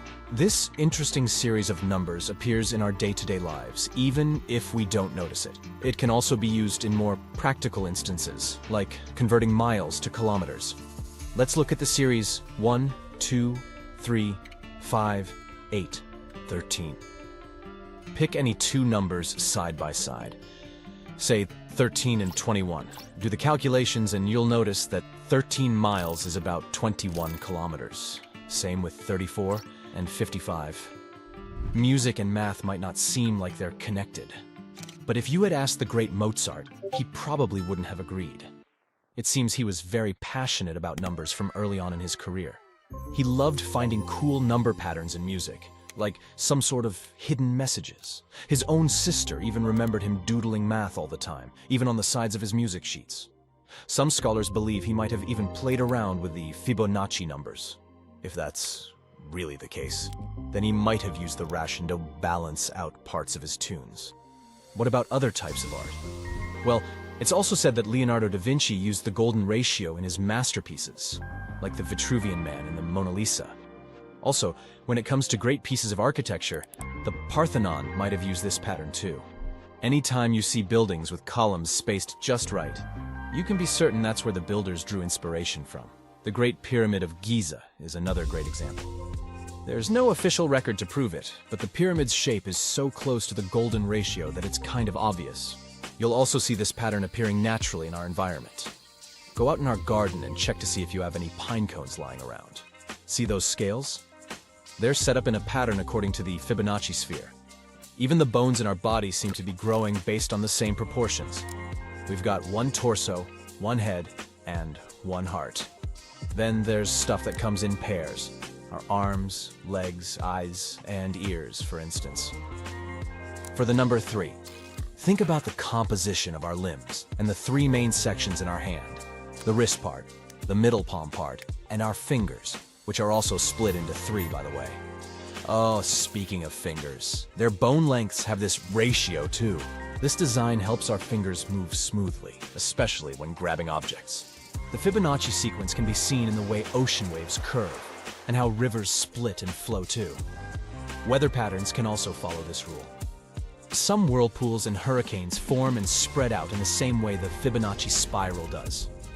Zoom out, and you'll see that spirals aren't just found here on Earth. They're also everywhere in space, and it isn't random. Most galaxies, including our Milky Way, are spirals. Think of it like this. Generally, stars in a young galaxy don't all appear at once. Some are faster when developing, others take their time. This makes gravity pull in different ways, making the young galaxy spin like a disk. As it spins, different levels of gravity stretch it into getting these spiral arms. On the flip side, if all the stars in a young galaxy appear at the same time, gravity just smushes it all into an egg shape, or what the astronomers call elliptical. Okay, I officially give up on the hope that the moon is made of cheese after all. Wow, not even Gouda. The shiny lunar ball, or a curved banana, or half of a coin, depending on what phase it's in, has different layers inside, just like Earth. One of these layers is called the inner core. About 20 years ago, scientists were observing how the moon rotates. Using that data, they concluded that it had a fluid outer core. But the inner core was hard to study, so they didn't know if it was solid like a rock or molten like a hot liquid. But things are clearer now. Astronomers have collected data from different missions, including the Apollo missions, where astronauts went to the moon and gathered information themselves. Plus, they've used a special technique called seismic data. This method is all about studying how sound waves move through things. Take earthquakes on our planet as an example. When an earthquake happens, it creates waves that travel through the ground. Scientists can detect and analyze these waves to learn more about Earth's interior. The same idea can apply to other objects in our solar system, or planets, or, in this case, the moon. When quakes or moonquakes happen, they generate sound waves, And by carefully listening to and studying these waves, scientists can create a detailed map of what's inside the object. They can figure out things like different layers, what they're made of, and how they're arranged. To check the moon's deep interior, scientists also use something called laser ranging. This method measures the distance between the surface of the Earth and the moon very precisely. And ta-da! Our natural satellite's inner core is a dense, solid ball made of iron, just like Earth's. It's about 310 miles wide, which is nearly 15% the size of the entire moon. Researchers also have stumbled upon evidence that supports the theory that the layer between the moon's surface and its core, called the mantle, has been moving around as the moon evolved over time. This movement is something we call lunar mantle overturn, and it could explain why we find elements rich in iron on the lunar surface. Mantle material ends up being carried upward, and the volcanic rock remains in the moon's crust. Some of the materials in this rock were too dense, like me, so they just sank back through the lighter crust material all the way to the core mantle boundary. It's like a cycle where the moon's mantle material goes up during volcanic activity, carries iron-rich elements to the surface, and then sinks back down. There's another mystery scientists have been trying to solve. What caused the moon's magnetic field to weaken and nearly disappear over time? It seems that now that we know about the iron core and the global mantle overturn, we might get some more answers about the moon's magnetic field. Knowing what the inner core is like can help us better understand the moon's history as well as the history of our entire solar system. Now, one of the theories that's widely accepted about the origin of the moon says there was a massive collision between Earth in its early stages and another mysterious object in our solar system. It's called the Large Impact Theory, and this collision was so strong it ripped off a big chunk of the primitive molten Earth. I mean, not so big compared to what's left. If you put a US nickel next to a green pea, you get a good idea of how big our planet is compared to the moon. Now, this chunk was set into orbit around our planet, and this might have happened about 95 million years after our solar system formed. The object that collided with Earth could have been about 10% the mass of our home planet and roughly the size of Mars. Well, it makes sense. Earth and the Moon do have similar compositions after all. Of course, there are other ideas about how the Moon formed. One says that the gravitational force of our planet captured it. This means that the Moon was just an object innocently passing by when suddenly it got attracted and pulled into Earth's orbit. There's even a hypothesis that Earth stole the Moon from Venus. Ooh. In that case, the Moon shouldn't complain. I guess the view is way better here. So yeah, the Moon and Earth are similar when it comes to rocks and some minerals. But the Moon doesn't have the same atmosphere as our planet. Its atmosphere is thin and consists of some weird gases that include potassium and sodium, which is not something you can find in the atmosphere of Mars, Venus, or Earth. And the rocks on the Moon don't contain water. But that doesn't mean there's no water at all up there. A long time ago, in the 17th century, astronomers saw large dark spots on the Moon's surface. One of these astronomers thought these spots looked like oceans, and he called them maria, which means seas in Latin. Other astronomers also made maps of the Moon, and they used the term maria to describe these dark spots. For example, Mare Tranquillitatis translates to Sea of Tranquility, where Apollo 11 made its touchdown. But it seems those dark spots are not actually oceans. They are plains made of hardened lava that erupted long ago. These volcanic eruptions left behind smooth flat areas called basalt plains. In the late 1800s, one sky watcher studied the Moon and found it didn't have an atmosphere. Without an atmosphere, there are no clouds and no air to keep water from evaporating. So scientists thought that any water on the Moon would just disappear right away. They believed the Moon was totally dry. But then, in 1961, one physicist had a different idea. He pointed out there could be water on the Moon in special areas called permanently shadowed regions. These are spots on the Moon where the sun doesn't shine, so they stay dark all the time. Water ice could exist in these dark areas because they're extremely cold and the ice wouldn't evaporate. But when astronauts from the Apollo missions went to the moon, they brought back soil samples, and scientists found no signs of water in them. So everyone went back to thinking that the moon was completely dry. In the 90s, NASA focused on these shadowed craters and found high concentrations of hydrogen, which meant there could be ice at the moon's poles. They still weren't certain, so they kept digging and, after a while, found hydrogen trapped inside tiny beads of volcanic glass.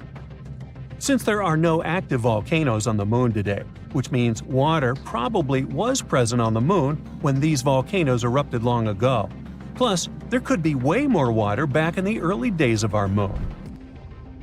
In 2020, NASA's SOFIA mission showed us what we'd been looking for a really long time. There is water on the moon after all. It turns out the water is hidden within the grains of lunar dust or sticking to the surface in the sunlit areas of the moon. So there are no oceans like we have on Earth, but at least there's something. The question remains, how did water even get there?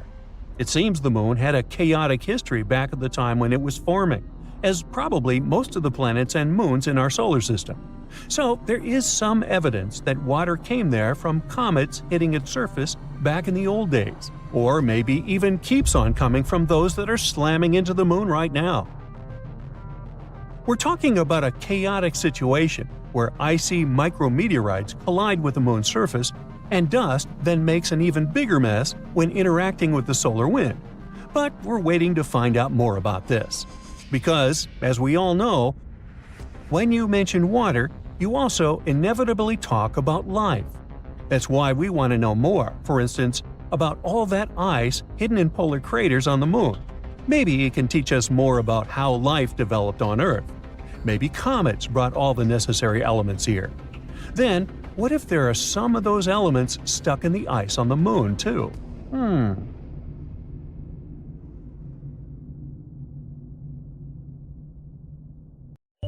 Technological progress does not stand still, and over the past decade, the resolution of images of the lunar surface has improved greatly.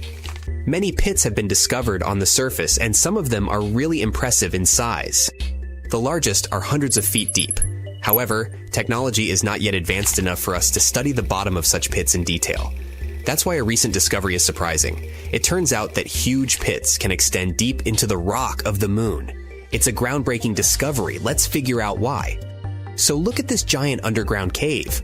Leonardo Carrere and Lorenzo Bruzone from the University of Trento were thrilled to finally confirm the existence of such structures on the moon. They analyzed images taken by the mini RF instrument on board the Lunar Reconnaissance Orbiter in 2010.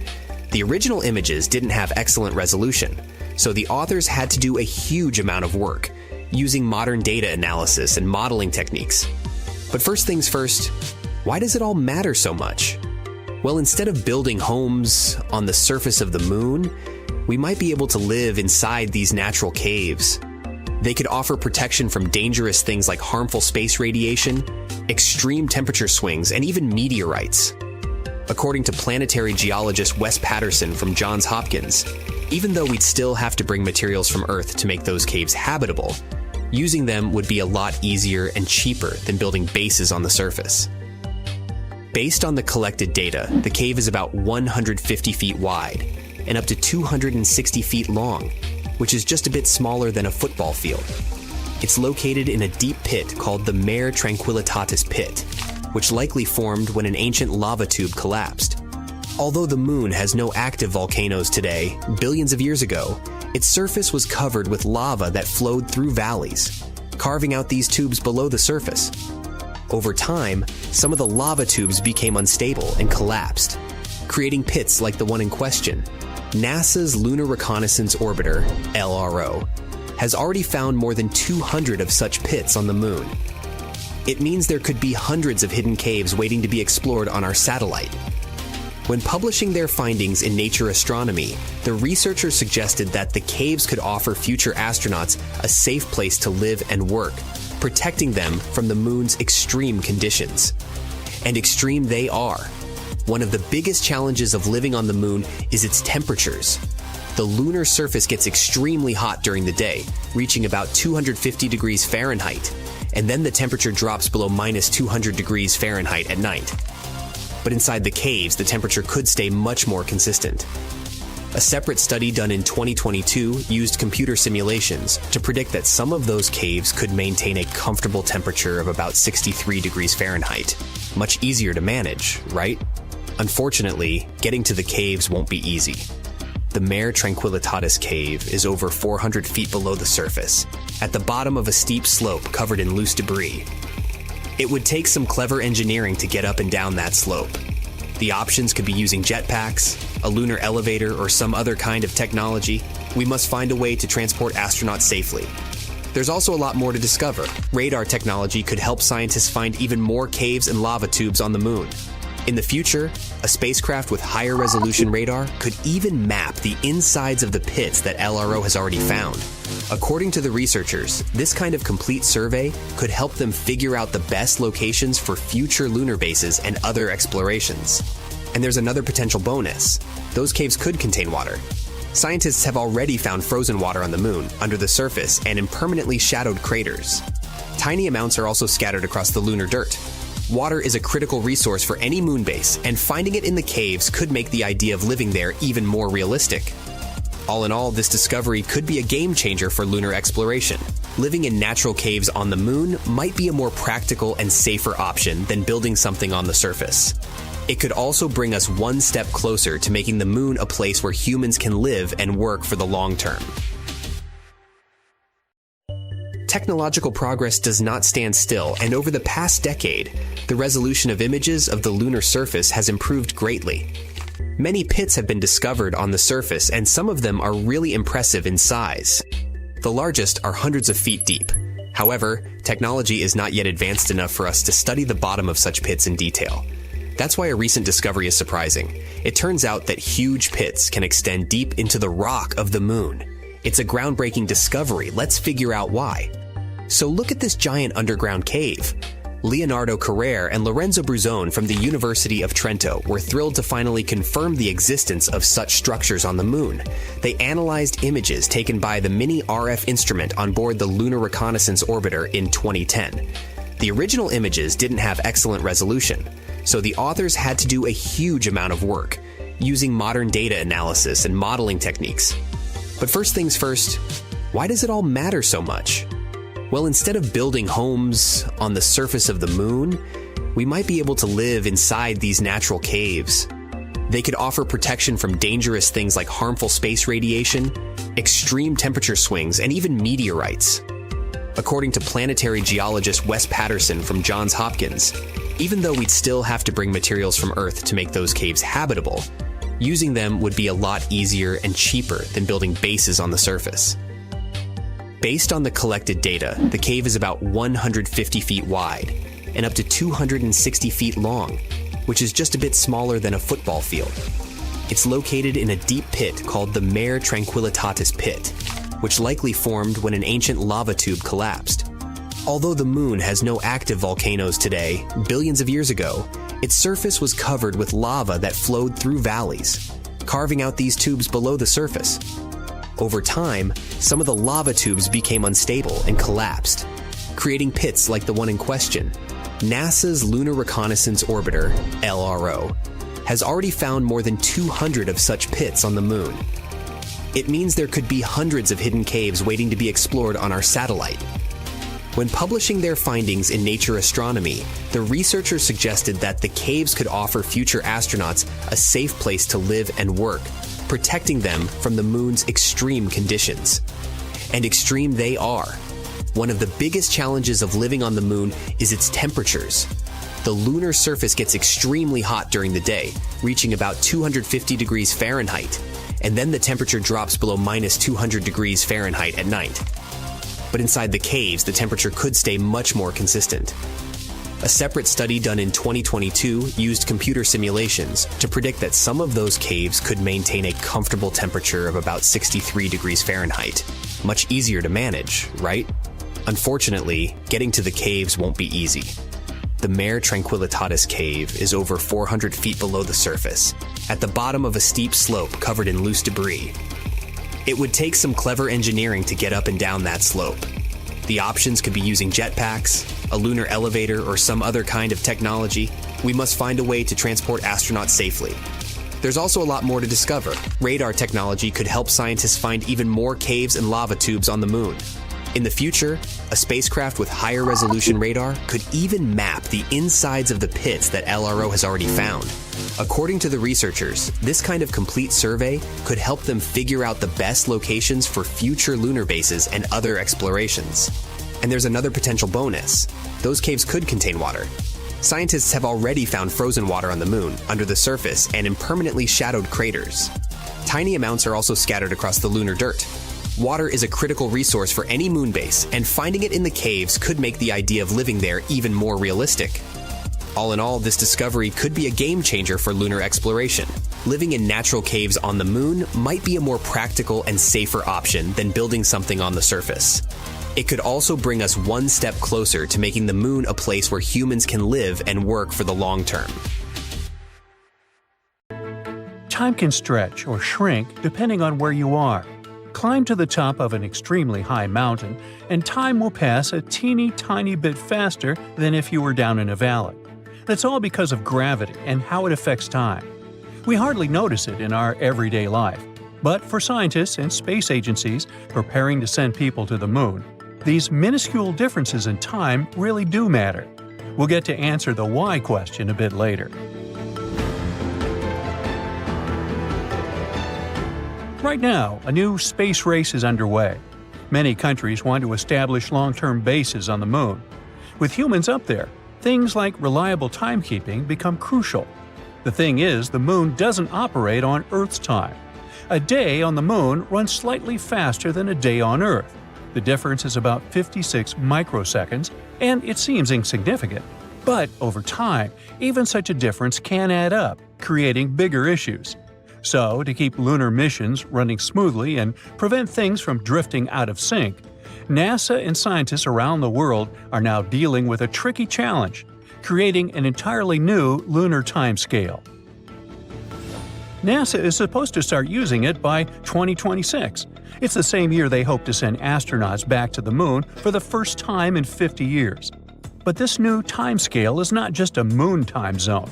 It's actually an entire system that will adjust for the moon's faster time and keep everything synchronized with Earth's time systems. Only in this case will missions be able to run smoothly. You see, on Earth our timekeeping is already surprisingly complicated. It might seem like time should be a straightforward concept, but keeping accurate time is actually a precise science, especially when you consider how much timekeeping affects our daily lives. So, to keep global time coordinated, scientists rely on something called Coordinated Universal Time, also known as UTC. This global time standard is based on ultra-precise atomic clocks that scientists place in separate locations all over the world. Atomic clocks are cool because they measure time based on the consistent vibrations of atoms, so they're super stable and accurate. This helps scientists make sure UTC is the same for everyone everywhere. These atomic clocks also take into account that time moves slightly more slowly the closer you are to the center of our planet. So, atomic clocks positioned closer to the Earth's surface tick a bit more slowly due to stronger gravitational pull. This effect, explained by Einstein's theory of relativity, happens because gravity affects time. By spreading atomic clocks across different elevations, scientists average out all the tiny time differences caused by gravity. Also, for precise timekeeping, scientists occasionally add leap seconds to account for the small natural changes in Earth's rotation speed. It sounds pretty technical, but this process of keeping everyone on the same time helps make the modern world function. After all, precise timing is crucial for global trading, GPS navigation, and even internet communications. But time on the moon works differently. Our natural satellite has a weaker gravitational field than Earth. That's why clocks on the moon tick a bit faster. This difference means that lunar clocks are very likely to slowly drift away from Earth clocks if there's no correction. It can lead to big problems when astronauts need to keep in close contact with Earth or navigate around the lunar surface. NASA's solution is something called a lunar timescale. Scientists aren't going to adjust moon clocks to match Earth exactly. Instead, they want to establish a unique system that measures lunar time accurately, but is also easy to convert back to Earth time. Think of it as creating a whole new framework just for the Moon. To make this lunar time system work, NASA is cooperating with international colleagues like the European Space Agency. Together, they're setting up what they call LunaNet. This lunar network will be a bit like the Internet for the Moon. It'll make sure all the lunar clocks work together and align with Earth-based time. Just like how atomic clocks around the world coordinate for UTC on Earth, clocks on the Moon will be part of this larger LunaNet network. Now, scientists are pretty experienced when it comes to managing time in space. Global Positioning System satellites, which orbit Earth about 12,550 miles high, have atomic clocks on board. These clocks tick faster than clocks on the Earth's surface because they're quite far away from Earth's gravitational pull. But then, how does GPS navigation stay accurate? It's because scientists have figured out ways to slow those clocks down to match Earth's time. This experience with GPS clocks is a great base for what scientists need to do on the Moon. In some ways, it might be even easier than managing GPS. Scientists can work with lunar clocks as they naturally are, instead of needing to adjust them to sync perfectly with Earth. By setting up accurate lunar time from the start, scientists hope to avoid some of the complications of managing GPS satellites. And now, here's the interesting part, or maybe more interesting.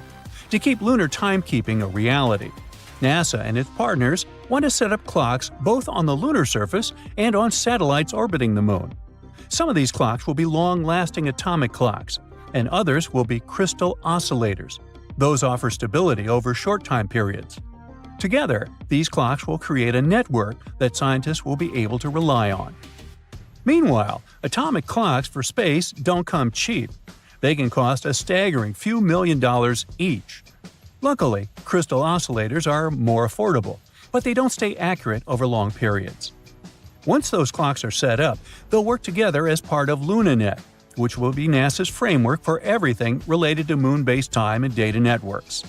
LunaNet will act like an internet for lunar operations. Different space agencies will contribute to it, like how internet service providers work for us on Earth. But there's another set of challenges, and it's connected with the Moon's rotation. Firstly, a day on the Moon lasts much longer than a day on our planet because it takes the Moon about 28 Earth days to make a full rotation. Plus, the Moon's equator experiences about 14 days of sunlight, followed by 14 days of darkness, unlike Earth's regular day-night cycle. And at the Moon's south pole, where NASA is going to establish future lunar missions, there are areas that stay lit or in shadow permanently. It might make it harder for astronauts to keep track of time. NASA and its partners hope to involve more countries in this project through international organizations like the International Astronomical Union. The idea is to get as many countries as possible on board with the lunar timescale, so that everyone exploring the Moon is on the same page. Now, another really exciting thing about all this is that figuring out lunar time could help other future space missions, like trips to Mars. The experience and knowledge we'll get from setting up a lunar timescale are likely to serve as a blueprint for managing time on even farther planets. That's one of the reasons why scientists are taking this lunar project so seriously. As for astronauts living on the Moon, a consistent, reliable time system will be essential, not just for navigation, but for everything from scientific experiments to day-to-day activities. NASA's Lunar Time Project is truly groundbreaking. It's the first step toward managing time as humans expand farther into space. And if they get it right, it'll mean that future astronauts won't just have Earth time to guide them. They'll also have a Moon time, and even, one day, a Mars time too. Precise timekeeping matters both for the sake of scientifically understanding the passage of time on the Moon and for setting up all the infrastructure necessary to carry out missions. Scientists are also eager to create a timescale from scratch because they can take everything they've learned about timekeeping on Earth and apply it to a new system on the Moon. Well, I'm out of time, so bye! Neil Armstrong had been getting ready for his mission on the Moon for over 3 years. To resist microgravity conditions, he had to learn how to walk sideways by being strapped and suspended at an angle in trying to walk along walls. His limits were tested through an intense diet and sleep regimen. since in space he would only have beef and vegetables, previously dehydrated and stuffed into a package. Back in the day, astronauts had to experience the desert, jungle, open sea, and Arctic survival training. These days it's a lot more structured. But back then, it was more of a let's drop this person in the middle of nowhere with no supplies and see if they make it.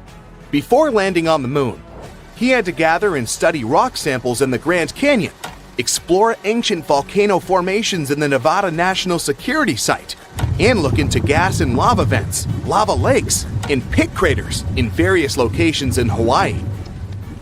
On July 20th, 1969, Armstrong was given a hearty breakfast before blastoff. Steak, eggs, toast, juice, and coffee.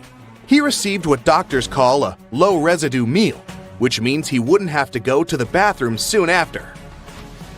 It took him 109 hours and 42 minutes to reach the surface of the moon, in an area called the Sea of Tranquility. He had to travel 240,000 miles to get there. The crew could have gone for the Ocean of Storms or the Central Bay, but this place was chosen for landing because it had good visibility, was relatively smooth, and was easily reachable with as little propellant as possible. When he was at about 500 feet above the surface of the moon, Armstrong had to maneuver the spacecraft manually to make sure they wouldn't land in a dangerous crater. He continued to hover for about a minute and a half, moving it sideways until he felt comfortable to land. As soon as his device landed safely, he immediately radioed to Mission Control, located in Houston, Texas. The now famous message, "The Eagle has landed." Steadily, he went down the lunar module's ladder, while a television camera was attached to the craft to record his progress. The camera also transmitted the signal back to Earth, where hundreds of millions of people were anxiously waiting.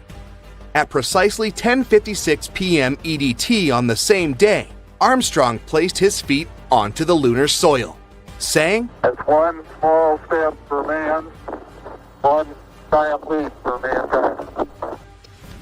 The schedule said that the astronaut needed to sleep before the first moonwalk, but he chose to go outside earlier than planned, since he obviously couldn't sleep.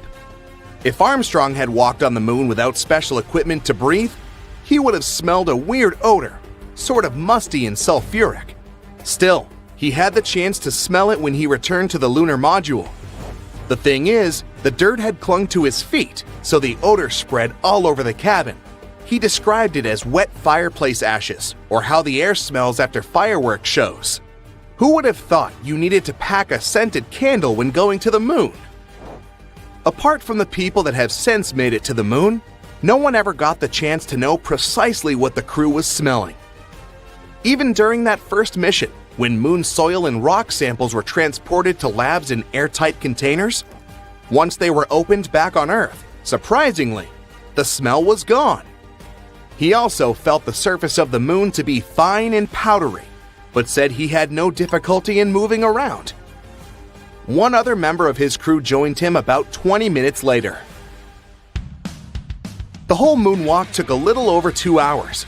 During this time, Armstrong and his teammates set up various devices on the surface of our satellite.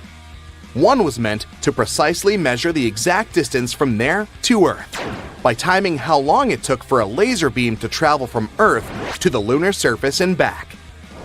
Another meant to measure moonquakes and potential meteor impacts, which leads us to the discovery that the moon was pretty alive after all. We know today that the largest moonquakes are much weaker than the largest earthquakes, though their movements can last for up to an hour, way longer than on Earth. They managed to gather somewhere around 50 pounds of rock and soil samples. They also snapped many photographs of the terrain, where they also planted a US flag. The astronaut even got the chance to catch up with President Richard Nixon, for less than a minute though. The final thing on the list for Armstrong was to go for a walk to what is now known as East Crater, 65 yards east of the lunar module. It was the greatest distance traveled from the spacecraft on that specific mission, approximately the length of half a football field. As soon as his tasks were done, Armstrong went back into the lunar module and safely closed the hatch to get some sleep. While preparing for liftoff, Armstrong and his crew discovered that, because of their chunky spacesuits, they managed to break the ignition switch for the ascent engine. No big deal, they thought. So they used a part of a pen to push in the circuit breaker to start the launch sequence. At 1:54 p.m., the famous Eagle began to ascend. Apart from the scientific equipment installed on the surface of the moon, a plaque was also left there. It read, "Here, men from the planet Earth first set foot upon the moon, July 1969 AD. We came in peace for all mankind." Years later, Armstrong said that NASA limited their time on the moon because they didn't know how the spacesuits would handle the moon's extreme temperatures, as high as 260 degrees Fahrenheit during the day, to as low as 280 degrees Fahrenheit below zero at night. Things got a bit more complicated when Armstrong landed back on Earth, since he had been exposed to unknown space particles. The result? He and his team had to be placed in planetary protection quarantine on their return, as soon as their space capsule safely splashed down in the Pacific Ocean on July 24th. That specific quarantine for the Apollo 11 astronauts is one of the reasons why we have microwaves in our kitchens today. When they first returned from the moon, they initially spent their first few days in a mobile quarantine facility, or MQF. Sure, the MQF featured comfortable chairs, bunks, a toilet, and showers, but it didn't leave a lot of space for fancy cooking. Since there was no room for a standard oven or grill, and to also reduce the potential fires that might have occurred, NASA had to get creative. That's how the original countertop microwave oven was developed, to easily help astronauts get their meals without the hustle of a fully equipped kitchen. These days, you can see that first microwave in a museum in Oakland, California. After returning to Earth, Armstrong claimed he would never reach for the stars again. But he didn't stop exploring, though. Back in 1985, he joined a professional team of other greatest explorers to the North Pole. He was joined by mountaineer Edmund Hillary, aviator Steve Fawcett, and photographer Patrick Morrow, reaching the pole on April 6, 1985. Armstrong claimed he wanted to see what the Earth's icy pole looked like from the ground, since he had only seen it from the surface of the moon. The Apollo 11 mission was nevertheless unforgettable for Armstrong since. In 2015, the Smithsonian Institution uncovered that he had kept hidden a cloth bag full of small parts from the lunar module. It included his waist tether, some utility lights, and their brackets, an emergency wrench, and the optical sight that was mounted above Armstrong's window of the space module. It also contained the data acquisition camera that recorded the iconic footage of Armstrong taking his small step on the moon. Armstrong kept it to himself for many years, until his widow, Carol, eventually found it.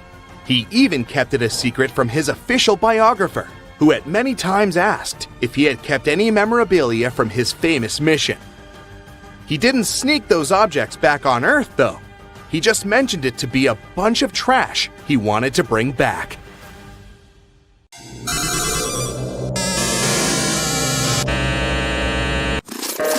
About a century ago, people envisioned the 21st century as a time filled with quirky inventions. They weren't far off the mark. We're now one step closer to establishing an actual settlement on the moon. Before we can create a new home up, we need to find a way to stay connected, beyond just transportation and shipping. Being able to send a simple text, even something as casual as, "Hey, how are you?" is essential. We can't move to the moon if we're cut off from Earth. Let me spill some tea. A lunar 4G network is currently being developed. The company leading this initiative is none other than Nokia's Bell Labs. The company, bought by the world-famous Finnish company that started out as a paper mill in the 19th century and later ventured into the cell phone industry, creating iconic devices long before Apple launched its first phone. Once the network is completed, it will be loaded onto a lander, deployed, and connected using specialized radio equipment. But don't think this is just a fun experiment. It has significant purposes. The Lunar Outpost rover, one of the vehicles involved in this mission, will thoroughly explore an area known as the Shackleton Connecting Ridge. Another rover, the Micronova, will investigate a lunar crater in search of ice. When they discover ice and capture images, this information will be first transmitted to the lander and then relayed to Earth, an unprecedented achievement in history. Moreover, the importance of a reliable phone connection cannot be overstated. Currently, astronauts communicate via radio. But NASA aims to establish a lunar communication system capable of supporting high-resolution video. Effective communication during space missions is as crucial as food and water, and with this new lunar 4G technology, video calls on the moon could soon become a reality. Plus, thanks to lunar 4G, we'll be able to track how the endangered species sent to the moon are doing. Oh, sorry, I completely forgot to mention something important. As more species edge closer to extinction today, scientists are collecting samples from animals, plants, and other organisms to store in biorepositories around the globe. Unfortunately, the conditions on Earth are far from ideal for these modern-day Noah's Arks. Hence, the decision to build 1 or 2 vaults on the moon makes perfect sense. On the moon, there's a permanently shadowed region at its south pole. It may seem like a fortunate coincidence, but some lunar craters may meet the criterion of temperature, -320 degrees Fahrenheit, which is precisely what we need for long-term self-storage. Initially, the plan was to construct the vault in lava tubes that run beneath the moon's surface, but that would have posed significant risks. This design requires a special solar-powered cooling system, and any accidental loss of power could be catastrophic, resulting in the destruction of all the samples. However, if we built it in a forever frozen shadowed area, the vault wouldn't need any energy or human maintenance. Bingo! It sounds almost too good to be true, and indeed there are several complications. For instance, dust is an omnipresent issue on the moon, infiltrating everything. If the storage requires seals, a dust mitigation system must be developed, which has not yet been created. So for now, it remains a theoretical concept rather than a practical solution. 40, 50 feet, why don't you turn around and let them get a view from there and... I know you want to learn about real things, not just concepts. Here's something real for you. The moon is full of human waste, carefully packed into bags. According to estimates, there are around 96 of these bags you'd probably prefer to never open. But you never know what exactly is hidden inside. It could be any product of the human body out there. So, if we ever make it to the moon and you accidentally stumble upon a mysterious bag, my advice is to resist the urge to open it. Instead, you can hand it over to scientists.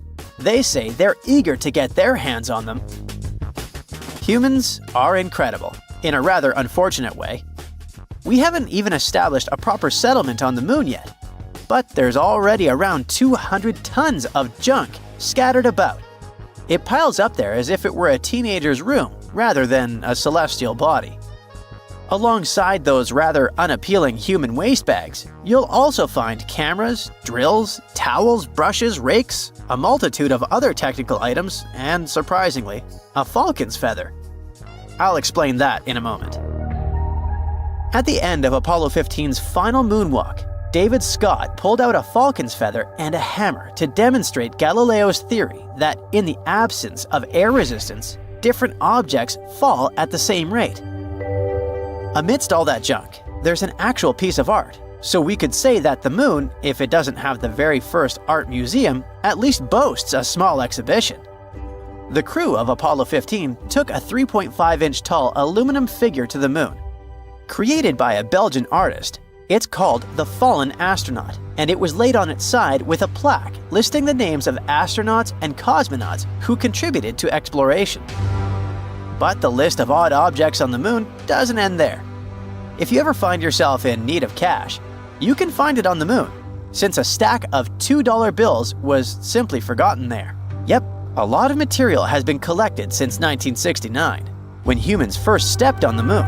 It's one small step for man, one giant leap for mankind. Our natural satellite was first seen in a telescope in 1609. But what about its true age?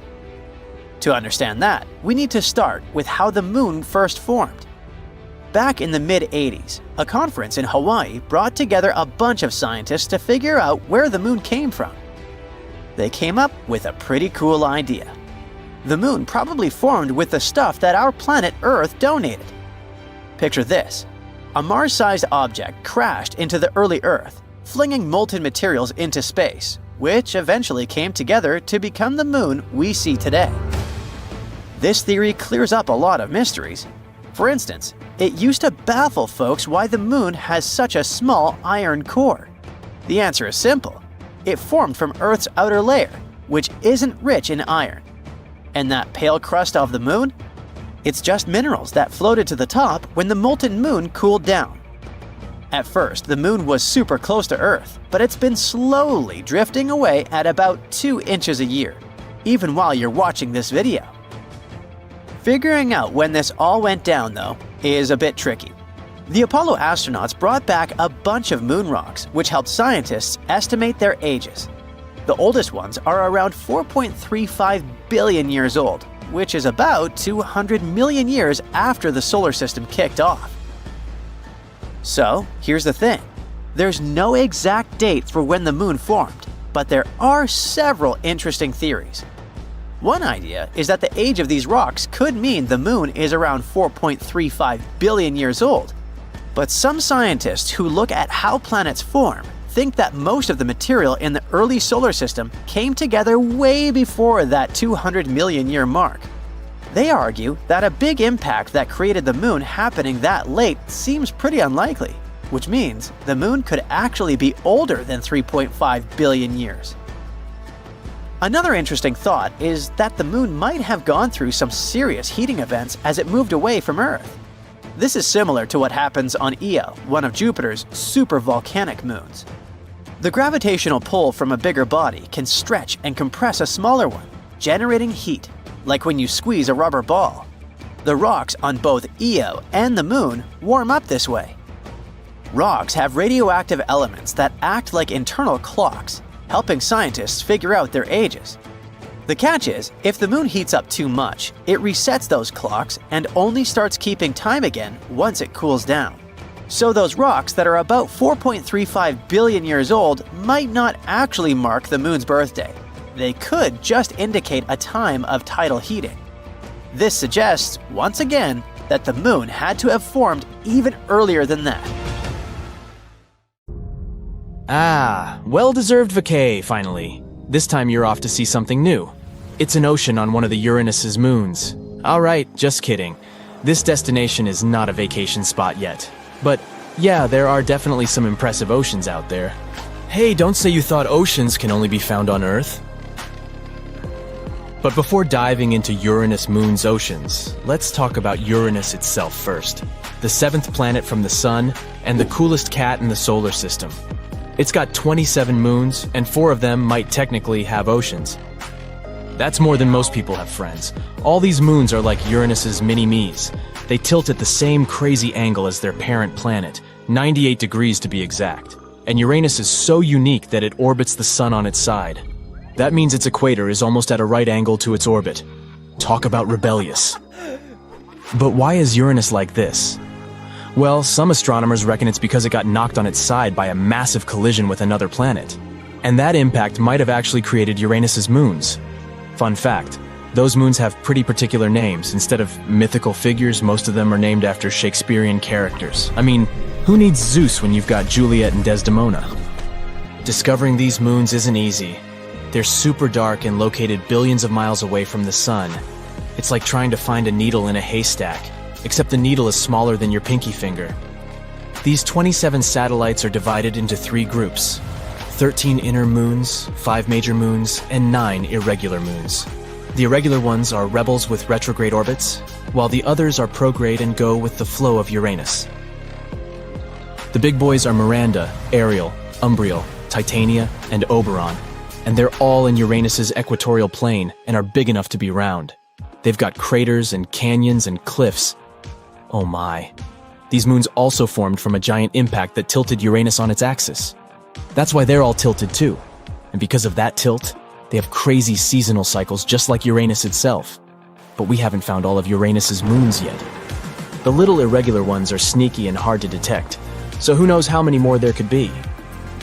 But let's talk about the really cool stuff, what these moons are made of. We're not entirely sure, but we think they're made of rock and ice. Miranda is the most icy one, while the inner moons are probably just dusty. And the ones beyond Oberon's orbit, they're likely captured asteroids that could be rocky, or icy, or who knows what. But here's what really sets Uranus's moons apart. They're all tilted together with Uranus. That's wild. Exploring these moons could teach us so much about how ocean worlds form and stay active. Titania is the biggest moon of Uranus, but it's still less than half the size of Earth's moon with a diameter of about 1,000 miles. It's also the 8th heaviest moon in the whole solar system. They named it after the fairy queen in A Midsummer Night's Dream. Titania's color is gray, and it has some shiny patches that scientists think are frost. It's made up of a mix of ice and rock, just like all the other moons close to Uranus. Oberon is the next biggest moon of Uranus, named after the fairy king in Shakespeare's play. It's almost the same size as Titania, and also has a half-ice/half rock composition. But Oberon's surface is way more cratered than the other Uranian moons. Umbriel and Ariel are the 3rd and 4th largest moons of Uranus, with diameters of 726 miles and 718 miles respectively. Umbriel is named after a bad spirit in an old poem, and it's the darkest of all Uranus's big moons. It only reflects 16% of the light that hits it. Scientists don't know why it's so dark, but they think a bright ring around a crater might be caused by frost deposits. Ariel is the brightest of all Uranus's big moons, and it reflects over a third of the light that hits it. It's named after characters in both Pope's poem and Shakespeare's play. Ariel looks like the youngest moon because it only has a few small craters from recent collisions. Miranda is the smallest of all these big moons with a diameter of about 292 miles. NASA says it looks like it's made up of parts from different bodies, like a Frankenstein's monster. Miranda has 3 big features called coronae that are unique to it. They're lightly cratered with ridges and valleys, and they're separated from older and more heavily cratered parts of Miranda by sharp boundaries. It also has giant canyons that are up to 12 times deeper than the Grand Canyon. Scientists don't know why Miranda has such different features, but one theory is that it got smashed apart by a huge collision and then put back together all wonky. All these big Uranian moons are stuck facing Uranus all the time, just like Earth's moon. Uranus has got some seriously dope features, but the ring system is where it's at. And get this, the ice giant's moons actually have a hand in shaping those rings. Uranus has 13 inner moons and 13 faint rings, and they're all connected like one big cosmic family. Cordelia and Ophelia are like the guardians of the outermost ring, Epsilon. These 2 shepherd moons keep all the particles together, with Cordelia being the closest to Uranus's surface. But here's the kicker. There are at least 8 other tiny satellites hanging around in that area, making things super crowded. NASA is still scratching their heads trying to figure out how they don't all crash into each other. The inner moons are half ice and half rock, but we don't know much about the outer ones. NASA thinks they might just be asteroids that got caught up in Uranus's gravitational pull. Either way, Uranus and its moon squad are definitely out of this world. Apparently, Uranus's moons might have salty oceans hiding under their frozen surfaces, and the farthest ones from Uranus, Titania, and Oberon could have oceans that are 30 miles deep. That's deeper than the Mariana Trench, 7 miles. But even Ariel and Umbriel might have oceans around 19 miles deep. NASA used some fancy computer modeling and revisited data from their Voyager 2 spacecraft, launched way back in 1977, to figure out the makeup and structure of these moons. They found that Titania is huge enough to keep its internal heat and prevent its ocean from freezing. But get this, the other moons might have a chance at having warm oceans too. The researchers discovered potential sources of heat in the moon's rocky mantles that could release hot liquid and keep the oceans warm. And guess what? The oceans might even be warm enough to theoretically support life. The study also found that chlorides and ammonia are likely abundant in the oceans of these moons. Ammonia acts as antifreeze, and salts in the water could also help maintain the ocean's temperature. Now you might be thinking, how can these icy moons have liquid water? Well, turns out their internal heat and some chemicals could make it happen. For example, a study revealed that chlorides and ammonia are likely abundant in the oceans of these moons. Ammonia acts as an antifreeze, and salts in the water could also help maintain the ocean's temperature. And if these moons really do have oceans, that means there could be other ocean worlds in our solar system and beyond. But don't get too excited. These oceans are pretty salty. About 150 grams of salt for every liter of water. That may not be saltier than Utah's Great Salt Lake, but still. As for Uranus's fifth biggest moon, Miranda, welp, it might have had an ocean at some point, but it probably froze over pretty quickly. Poor little guy. Anyway, NASA is thinking about sending a mission to Uranus to learn more about these icy giants and their moons. They're calling it the Uranus Orbiter and Probe, UOP. Sounds like a party to me. So yeah, technically there might be not 4 but even 5 oceans, but there's still much to learn and explore. Imagine a still, frozen world. It's ancient, about 4.5 billion years old. It's barely heated by the rays of the sun and covered with a thick layer of ice. This world is smaller than our moon, but a bit larger than Pluto. Its name is Europa, the 6th satellite of Jupiter and one of the biggest moons in the solar system. But the coolest thing about this faraway place, it might host life. Astronomers consider Europa one of the most promising places in the solar system to search for new life forms. All because this moon has a huge saltwater ocean with a depth of 40 to 100 miles. Yes, it is hidden under a layer of ice that is estimated to be from 10 to 20 miles thick. But it is still potentially habitable. Astronomers claim that plumes of water erupt from cracks in the ice shell and release the contents of the moon's ocean into space. Of course, it's going to be challenging for any life-seeking missions to access such a deep environment. On the bright side, scientists already have some evidence that there are way shallower pools that probably lie much closer to the surface of the moon. They might be located even less than 1 mile under the ice.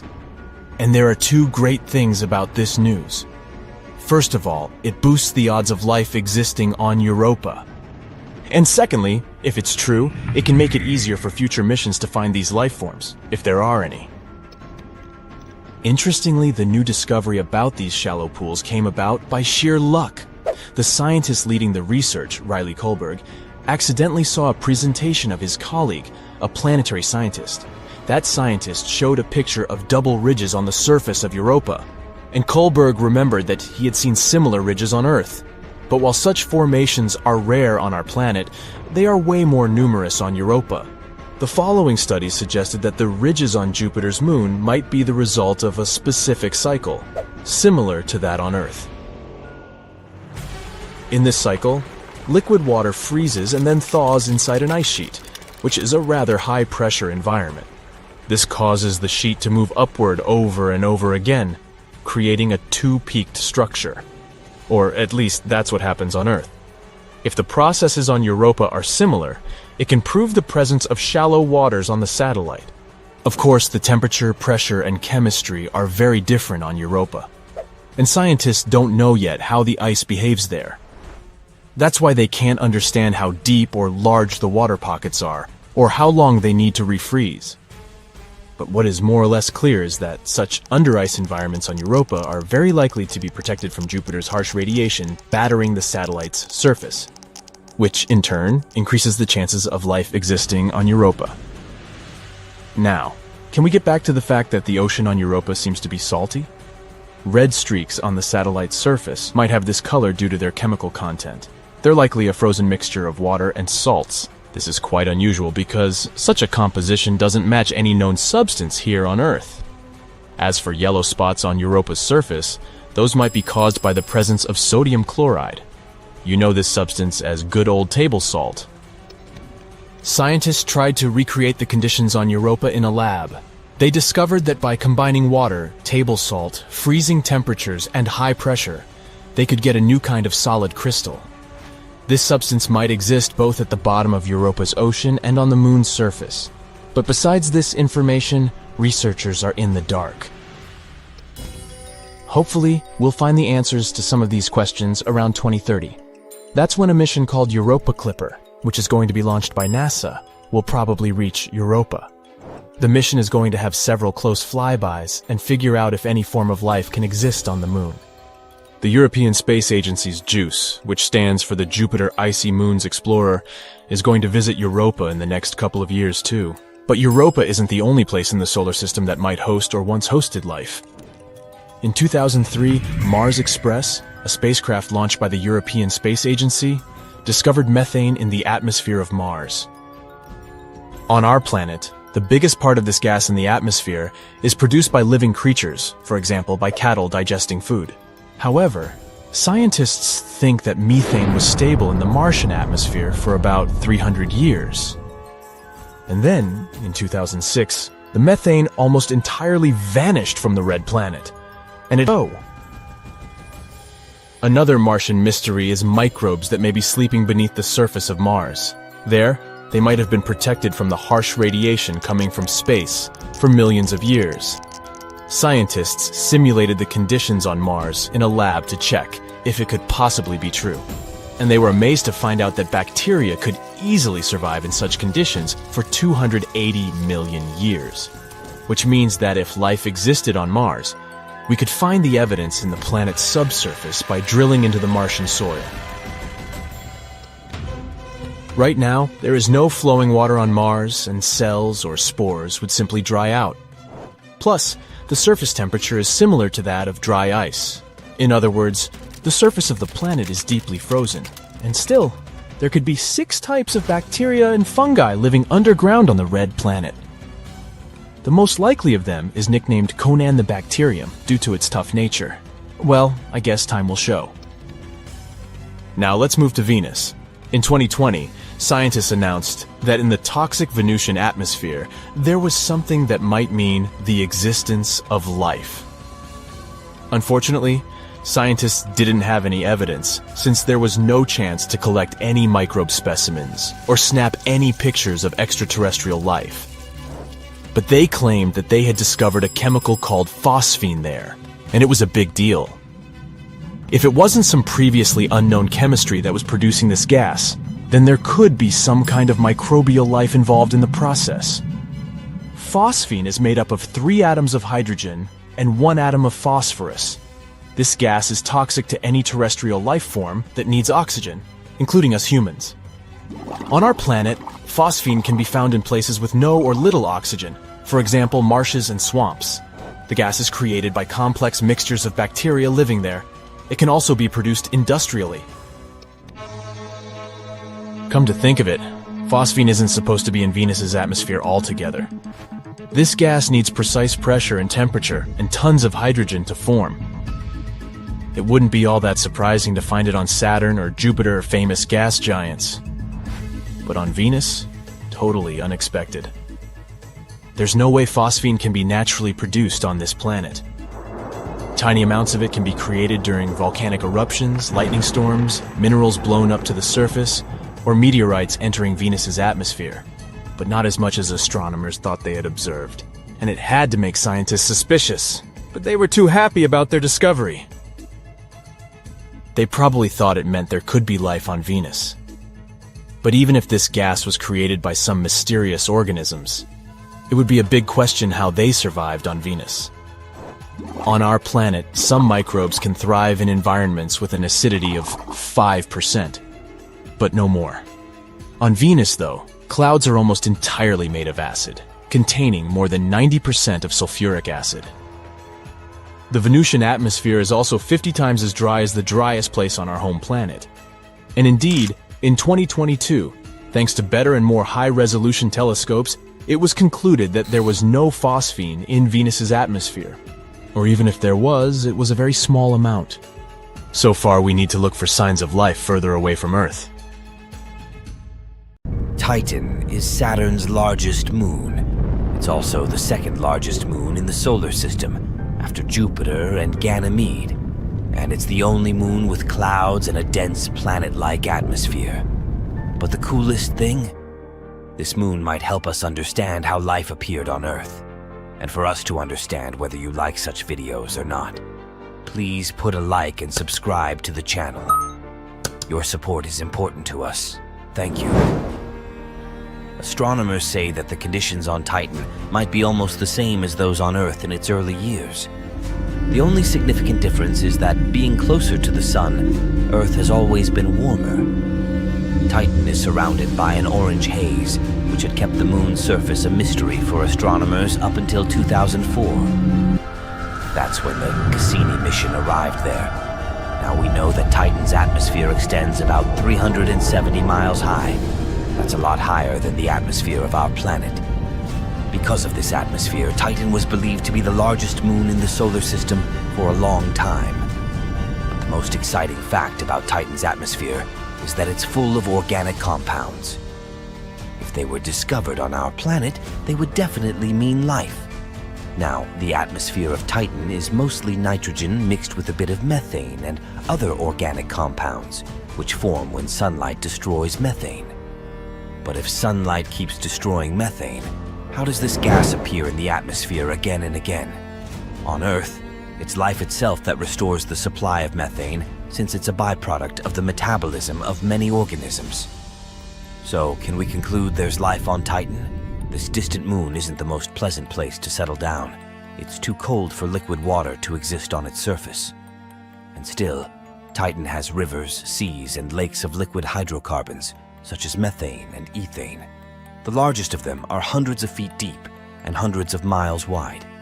Beneath the thick crust of the moon, there is a more liquid ocean consisting primarily of water rather than methane.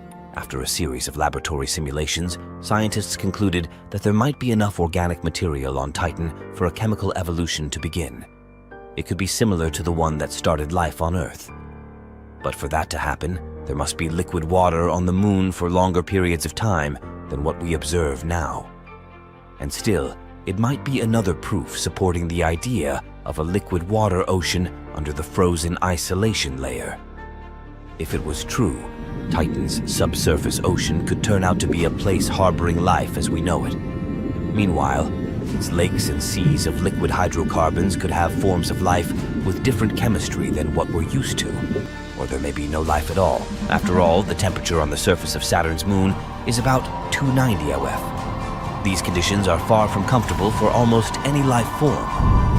According to one theory, a meteorite impact that occurred a long time ago could have provided enough heat to liquefy water for around a few hundred or thousand years. But right now, most experts think that Titan isn't likely to be a place where life thrives, which makes the presence of methane in the moon's atmosphere even more puzzling. Interestingly, Titan might become warmer in the future. You see, 5 to 6 billion years from now, the sun will become a red giant. It will heat up most space objects in our solar system, and Titan will become warmer, 94 OF. This temperature is high enough for stable oceans of a water-ammonia mixture to exist on its surface.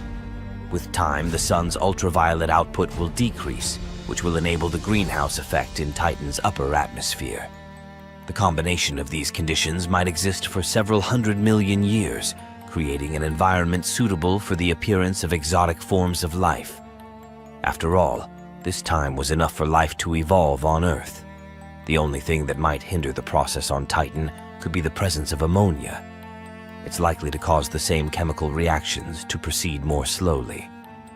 Consider now Enceladus, Saturn's icy moon, one of the most promising places to look for life outside Earth. Scientists have just detected the last one of the 6 necessary ingredients for its formation, phosphorus. This rarest element has been discovered in an ocean on Enceladus. This rare element helps make the soil fertile on Earth. But the concentration of this mineral in the hidden seas on the distant moon might be from 100 to 1,000 times greater than in the oceans of our home planet. It might be because Enceladus' ocean is rich in carbonates, just like soda water, and this soda water is likely to dissolve the phosphates in the moon's rocks. The new discovery also suggests that on other icy moons of Saturn, like Titan, the waters may be loaded with phosphorus too. Why are scientists so excited about this mineral? Well, phosphates, which are compounds that contain phosphorus, are crucial components of life on Earth. DNA, RNA, and cell membranes contain them. But among those 6 elements required for life, which are carbon, hydrogen, nitrogen, oxygen, phosphorus, and sulfur, phosphorus is the least common. In 2004, the Cassini space probe entered the dust from the second outermost ring of Saturn, called the E-ring. It's made up of ice grains in Cetulus ejects. And while studying these ice grains examined by Cassini's cosmic dust analyzer, researchers have detected phosphorus. Enceladus is the 6th largest moon of Saturn. It's not really large, only 314 miles across. This makes the space body small enough to fit inside Arizona. We should try that sometime. Interestingly, when the Cassini space probe first arrived at Saturn, astronomers thought that Enceladus was going to be a frozen ball of ice. But then, surprise, surprise, they spotted plumes of icy particles and water vapor erupting from geysers on the moon's surface. It became clear that there was a global ocean between the moon's rocky core and its icy shell. The same researchers previously discovered that Saturn's moon might be home to complex organic molecules, too. Before, scientists thought phosphates could be trapped within the rocky cores of Enceladus and similar worlds. That's why the newest works, which hint that phosphates might also be abundant in the ocean, came as a surprise. Researchers examined 305 ice grains from Saturn's E-ring and found out that 9 of them contain phosphates. And these results were clear and unmistakable. And it's very important because some time ago, phosphine, a compound of hydrogen and phosphorus, was believed to exist in the clouds of Venus. But no one has managed to find any evidence to support this theory. On Enceladus, there's no controversy, and phosphates do exist there. Astronomers consider Europa one of the most promising places in the solar system to search for new life forms. All because this moon has a huge saltwater ocean with a depth of 40 to 100 miles. Yes, it is hidden under a layer of ice that is estimated to be from 10 to 20 miles thick. But it is still potentially habitable. Astronomers claim that plumes of water erupt from cracks in the ice shell and release the contents of the moon's ocean into space. Of course, it's going to be challenging for any life-seeking mission to access such a deep environment. On the bright side, as we are, scientists already have some evidence that there are way shallower pools that probably lie much closer to the surface of the moon. They might be located even less than 1 mile under the ice. And there are 2 great things about this news. First of all, it boosts the odds of life existing on Europa. And secondly, if it's true, it can make it easier for future missions to find these life forms, if there are any. Then we've got Titan, Saturn's largest moon. It's smaller and has lighter gravity than Earth, but it still reminds us of our planet. Like on Earth, nitrogen dominates its atmosphere. Titan is the only other world in our solar system with lakes and rivers. These water bodies are made of hydrocarbons, methane, and ethane. There's also a subsurface ocean of water, but it's located very deep down, and no one has figured out yet if this ocean makes contact with anything under the surface. If it does, it could provide fuel for life after mixing with complex chemistry on the surface. But Enceladus and the other icy moons aren't the only place in the solar system that might host or once hosted life. In 2003, Mars Express, a spacecraft launched by the European Space Agency, discovered methane in the atmosphere of Mars. On our planet, the biggest part of this gas in the atmosphere is produced by living creatures, for example, by cattle digesting food and emitting, gas. However, scientists think that methane was stable in the Martian atmosphere for about 300 years. And then, in 2006, the methane almost entirely vanished from the red planet. And it happened 600 times faster than the researchers' model accounted for. The question? What or who generated the gas, and where did it go? Another Martian mystery is microbes that might be sleeping beneath the surface of Mars. There, they might have been protected from the harsh radiation coming from space for millions of years. Scientists simulated the conditions on Mars in a lab to check if it could possibly be true. And they were amazed to find out that bacteria could easily survive in such conditions for 280 million years. Ooh, that's a long shelf life. This means that if life existed on Mars, we could find the evidence in the planet's subsurface by drilling into the Martian soil. Right now, there is no flowing water on Mars, and cells or spores would simply dry out. Plus, the frozen temperature is similar to that of dry ice. In other words, it's deeply frozen. Let it go. And still, there could be 6 types of bacteria and fungi living underground on the red planet. The most likely of them is nicknamed Conan the Bacterium due to its tough nature. Well, I guess time will show. Anyway, if we don't find life outside Earth in our solar system, we could probably look for it on exoplanets, which is what planets outside our star system are called. Some of them look very promising. The closest to Earth exoplanet is Proxima Centauri b. It's a mere 4.2 light-years away from Earth. Recently, astronomers have found out that this world might resemble Earth even more than they previously thought. It's just 17% more massive than our home planet. It orbits a star that is dimmer and less massive than the Sun. Proxima Centauri b is in the middle of the star's habitable zone. This means that the chances of liquid water and life might exist on the planet. It looks like the exoplanet is tidally locked with its parent star. One of its sides faces the star at all times, and the other is always in the darkness. Scientists haven't figured out yet whether the planet has an atmosphere, is traveling too close to its star, and completes one orbit within 11 Earth days. The radiation from the star might be pulling the planet's air away. If this is the case, Proxima Centauri b isn't likely to have liquid water on its surface. Gliese 832c is 16.2 light-years away from Earth. In the cosmic scheme of things, it's a stone's throw away.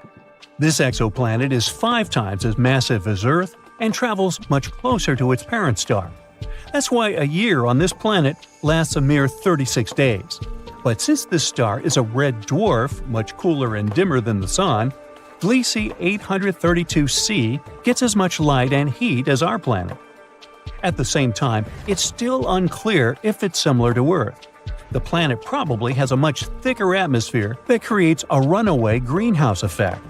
This phenomenon occurs when a planet absorbs more heat from its host star than it can release back into space.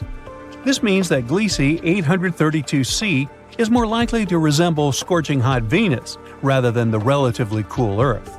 Hey, I'm cool with that. For decades now, scientists have been discovering new planets outside our solar system. By 2023, we've found more than 5,000 of them, and many of these exoplanets could potentially even have life. Now, if you're ready for a wild ride through space, let's find out what potentially habitable planets we've discovered in the last few years. LP 890-9b and LP 890-9c. Buckle up because we're heading to LP 890-9, a red dwarf star located a whopping 105 light-years away from Earth. This star is quite cool compared to our Sun, in terms of temperature, of course. It has a temperature of about 4,700 degrees Fahrenheit. Now, this little guy may be small, but is packed with surprises. For example, 2 exoplanets orbiting around it. Moreover, both of these planets are likely terrestrial, meaning they are rocky, just like Earth. First up, we have LP 90-9b, which was discovered in 2022 using the TESS telescope and later confirmed by the Speculoos telescope. This planet is a super-Earth, weighing in at about 13 times the mass of our own planet. It's also slightly bigger than Earth, with a radius about 1.3 times larger. And if you thought Mercury's orbit around the Sun was quick, just wait until you hear about LP 890-9b. It takes about 3 days to complete one lap around its star. Imagine falling asleep in freezing winter and waking up in hot summer. But the real showstopper here is LP 890-9c. This one was discovered by the Speculoos telescope. It's a bit further out from the star and takes a leisurely 2.5 times longer to orbit than LP 890-9b. It's also a bit larger than Earth.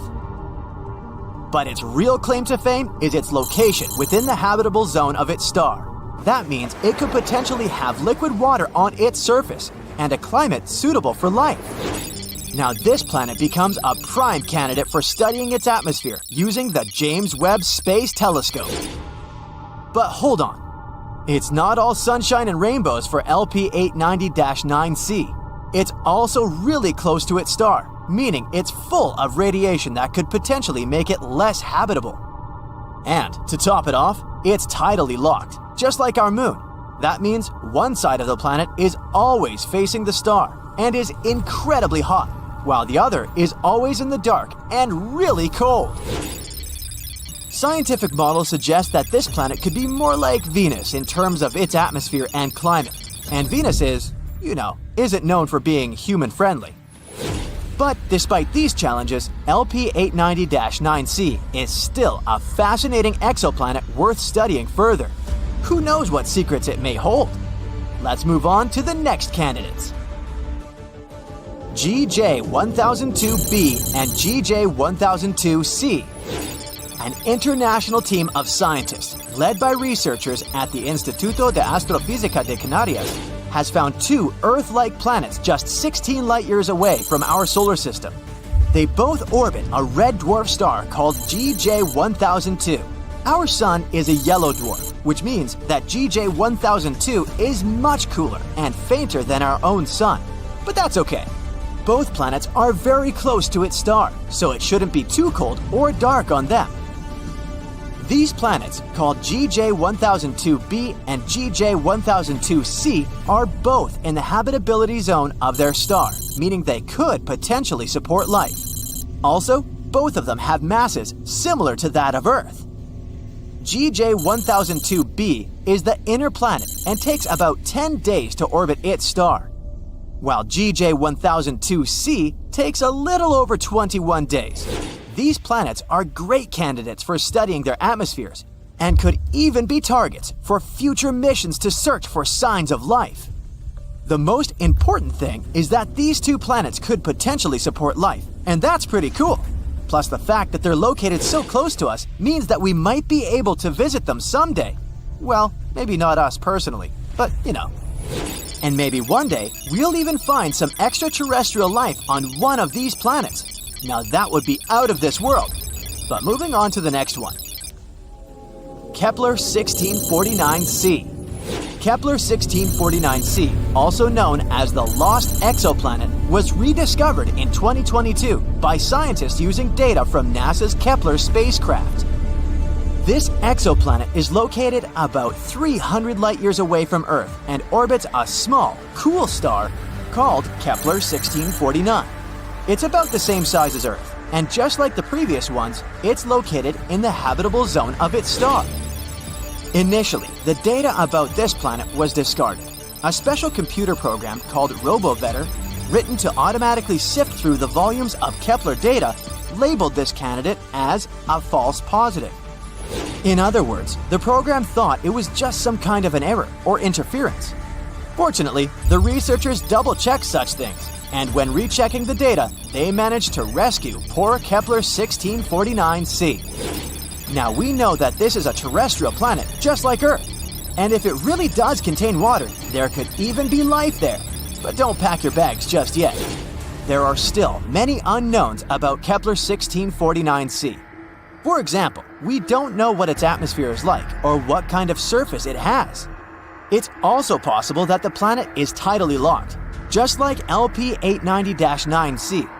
That would be, unpleasant. That's why Kepler 1649c is definitely worth further study.